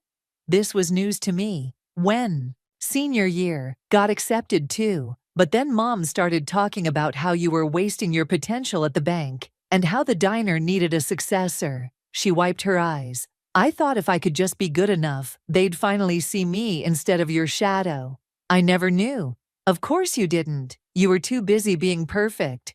I couldn't help but laugh. "Perfect? Mia, I spent years trying to compete with you. You were always the favorite." "The favorite?" She looked genuinely shocked. "They literally disowned you. Because they believed in me enough to be threatened." The words came out before I could stop them. "Mom told me everything. They knew I'd succeed." Mia stared at me for a long moment, then burst into tears. God, we're so messed up. I found myself laughing through my own tears. "Yeah, we really are. Remember when we were kids?" Mia sniffled. "How we used to sneak into Grandma's kitchen at night and make those horrible pancake experiments. The peanut butter and pickle disaster. Mom was so mad about the mess. But Grandma just laughed." I smiled at the memory. "Said creativity needs room to fail. She always knew what to say." Mia's voice softened. "I miss her so much." "Me too." We sat in silence for a while, the first comfortable silence we'd shared in years. "I saw your paintings," I finally said. "The ones you posted online." She looked up, surprised. "You follow my art account?" "Of course I do. You're really good, Mia. Like, seriously good. Not good enough to make a living. Says who? Your latest piece got hundreds of likes. Yeah, well, she gestured around my restaurant. This got hundreds of customers. We can't all be successful rebels. I took a deep breath. What if we could be? What? What if? I hesitated, then plunged ahead. What if we combined our talents, your business sense, my cooking, your art, my food, something completely new? She squinted at me suspiciously. Are you drunk too? I'm serious. Grandma left me a message through Mom. She said together we could be extraordinary. Together, Mia scoffed. We can barely be in the same room. We're in the same room now. Because I broke in, while drunk. Details. I waved dismissively. The point is, we're talking, really talking, maybe for the first time in years. Mia was quiet for a moment. I designed a whole restaurant concept once, just for fun. Modern art gallery meets casual dining. See? That's exactly what I'm talking about. I grabbed a napkin and started sketching. We could showcase local artists, have rotating exhibits, monthly themed menus based on the artwork, special events where food and art intersect.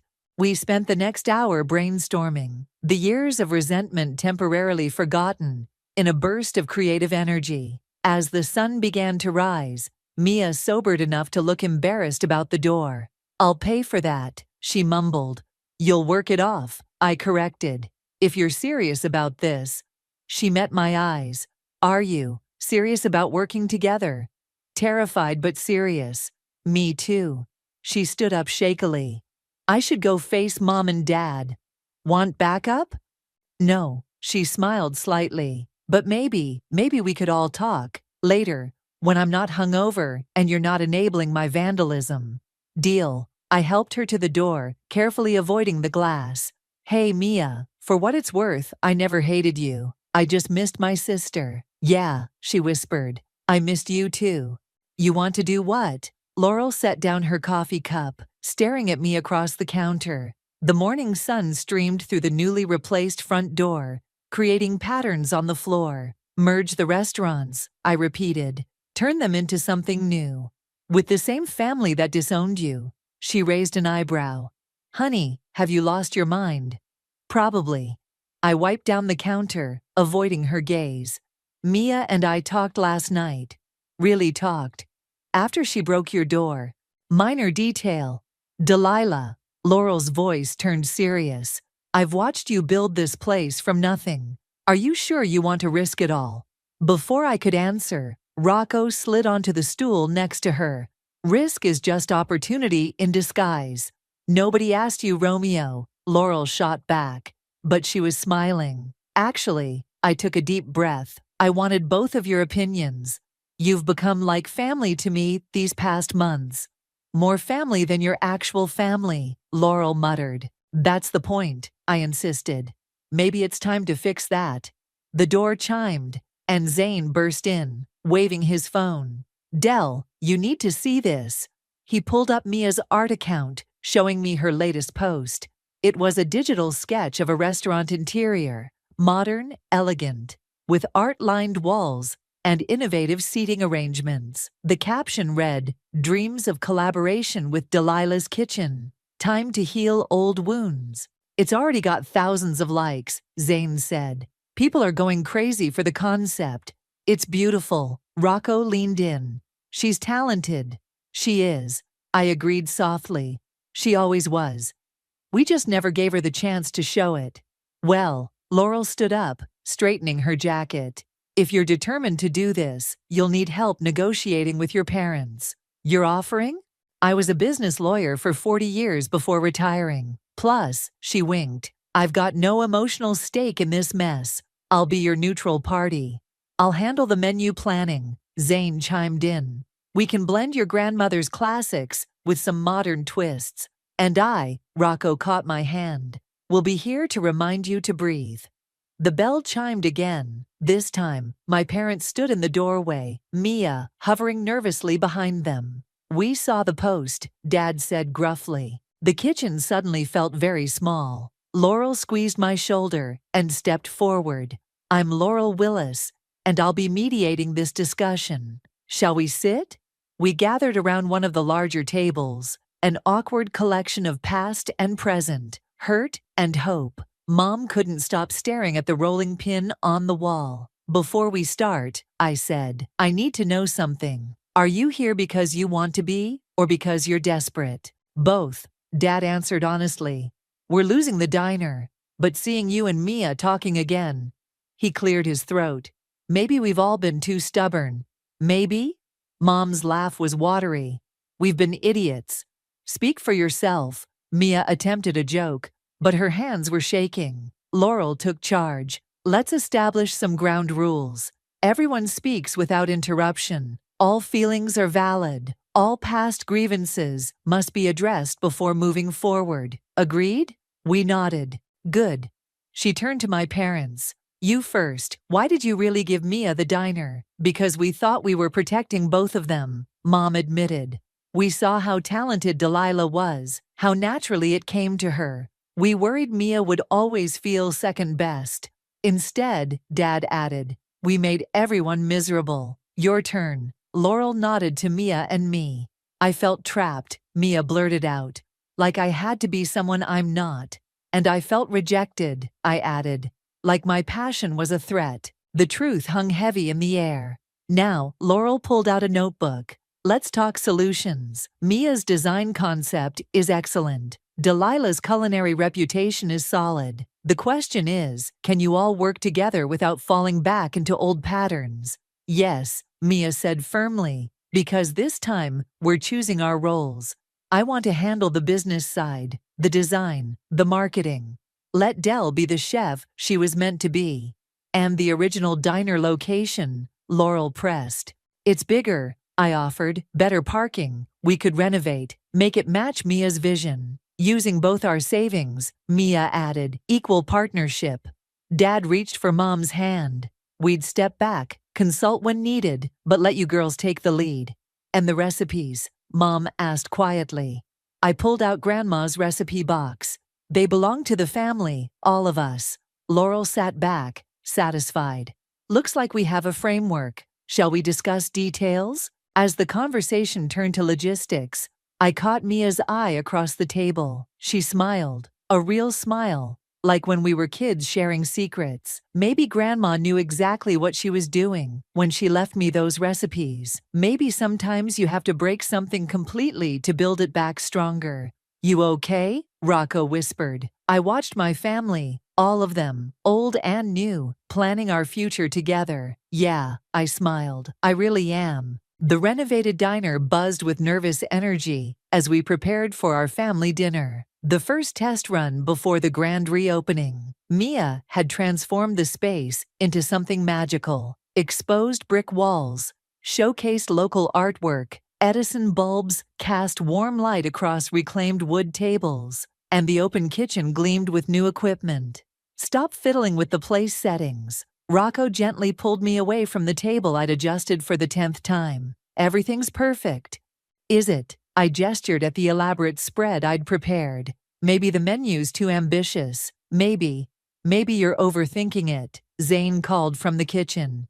It's just dinner. Just dinner? I laughed. It's our first family meal in 8 months. The door chimed. Mom and Dad entered, carrying a bottle of wine, and looking as nervous as I felt. Behind them came Laurel, who'd insisted on being present, just in case.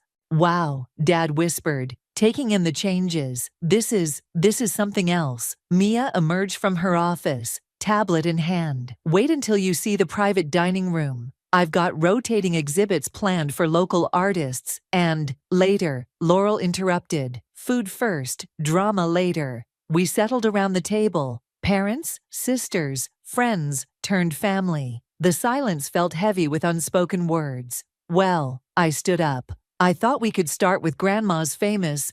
Actually, Mia cut in. Before we eat, I have something to show everyone. She pulled out a large wrapped package. I've been working on this for weeks. She unveiled a painting. The old diner on one side, my restaurant on the other, merging in the middle into something new and beautiful. In the center, barely visible, unless you looked closely, was Grandma's silhouette in the kitchen. Mom burst into tears.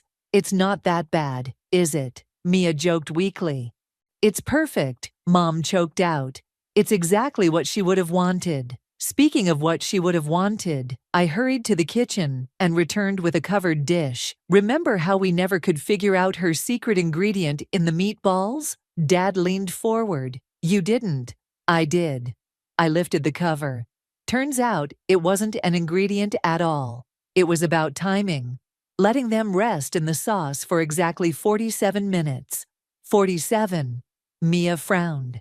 "That's so specific." "That was the year she married Grandpa," Mom whispered. "She always said he was worth the wait." We passed the dishes around, Grandma's classics, with my modern twists, each one carrying a story, a memory. "Remember when Delilah tried to make these for my 10th birthday?" Mia laughed, biting into a meatball. "And set off the smoke alarm?" "Remember when you tried to help and added sugar instead of salt?" I shot back. "Girls," Dad started in his warning tone, then caught himself. "Sorry, old habit." "It's okay," I smiled. "We're not those girls anymore." "No," Mom looked between us proudly. "You're so much more." Rocco raised his glass. "To new beginnings." "And old recipes," Zane added. "And family," Laurel finished firmly. The tension finally broke. We ate, we laughed, we shared stories, some funny, some painful, all part of our history. As dinner wound down, Dad cleared his throat. "I owe you both an apology," he said. "I was so focused on preserving tradition that I forgot what that tradition was really about." "Which was?" Mia prompted. "Love," he said simply. "Your grandmother didn't build this place for profit. She built it to bring people together." "Well," I gestured around the renovated space. "I'd say we're finally doing that right." About that, Mia pulled out her tablet again. "Our social media response has been insane. We've got reservations booked 3 months out." "Already?" Mom looked shocked. "People love the concept," Mia beamed. "Art meets comfort food. Tradition meets innovation. Plus," she winked at me, "having a local celebrity chef doesn't hurt." "Celebrity," I scoffed. "Hardly." "Check your Instagram," Rocco nudged me. "That video of you teaching Mia to make soufflés went viral." "Only because I dropped 3 before getting it right," Mia laughed. "But you got it right," I reminded her. "That's what matters." Later, as we cleared the dishes, Dad picked up Grandma's rolling pin from its display. "She'd be proud," he said. "Not just of the restaurant, but of you two. Finding your own way, then finding your way back to each other." "Think we can make it work?" I asked. "Together." He smiled.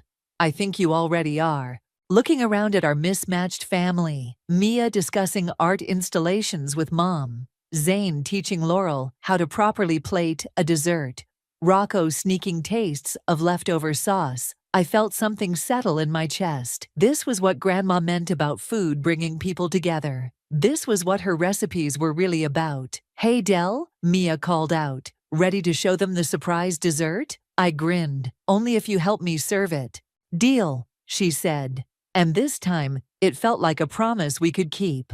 "Order up," I called out, sliding 2 plates across the pass. Through the kitchen window, I could see Mia directing a crew, hanging her latest artwork. A triptych celebrating local food artisans. The dinner rush was in full swing at our newly renamed restaurant, Legacy. The blend of art gallery and eatery had struck a chord with the community, bringing in a diverse crowd that filled both our dining room and our hearts. "Chef," Zane appeared at my elbow. "That food critic is here again." "3rd time this month," I grinned. "Think she's trying to catch us on a bad day." "Good luck with that," he laughed, then lowered his voice. "Your parents just walked in, too." I glanced out to see Mom and Dad settling into their usual corner table. They came in most evenings now, not to check up on us anymore, but simply to enjoy being part of the atmosphere they'd helped create. "Delilah," Mia burst into the kitchen, her eyes bright. "You have to come see this.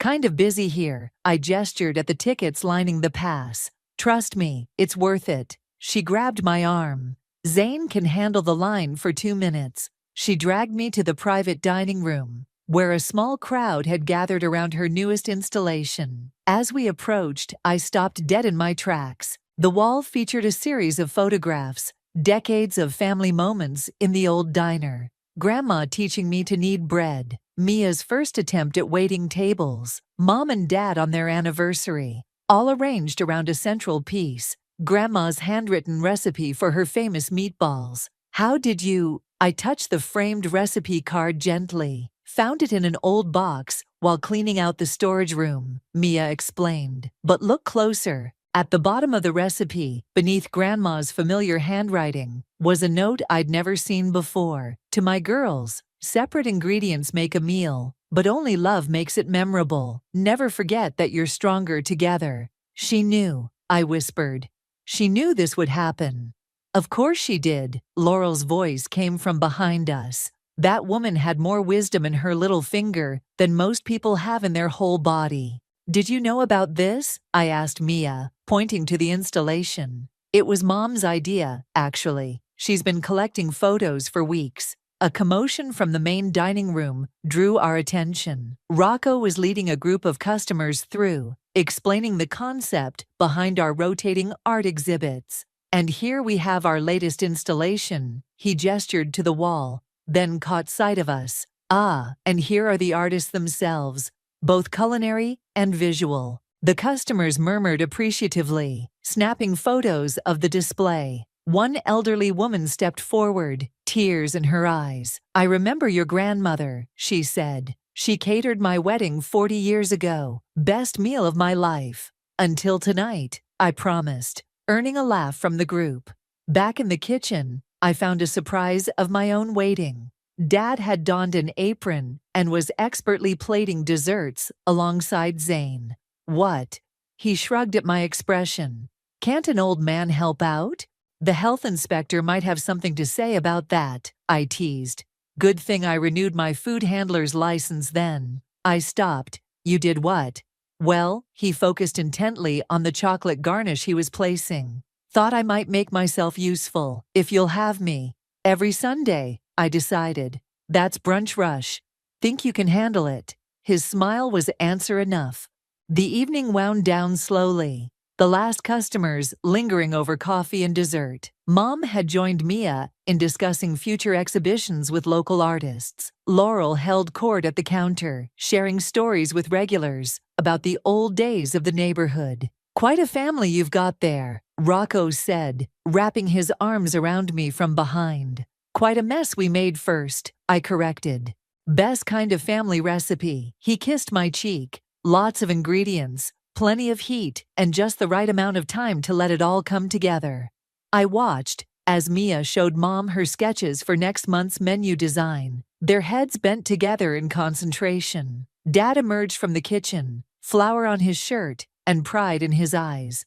Zane was teaching Laurel's grandson how to properly hold a chef's knife. The recipe card in the display caught my eye again. Grandma had known that sometimes the best dishes need to break down completely before they can become something better. She'd given me her recipes not as a weapon, but as a bridge, a way to bring us all back together when we were ready. Hey, Mia called out. We're thinking of doing a cookbook, family recipes, stories, your techniques, my illustrations. What do you think? I looked around at our beautiful mess of a family restaurant, at the love we'd managed to cook up from the ashes of our anger. I think, I smiled. Grandma would say it's about time. Then let's get started, she grinned, pulling out her sketchbook. I've got some ideas. And just like that, we began writing our next chapter together, one recipe at a time.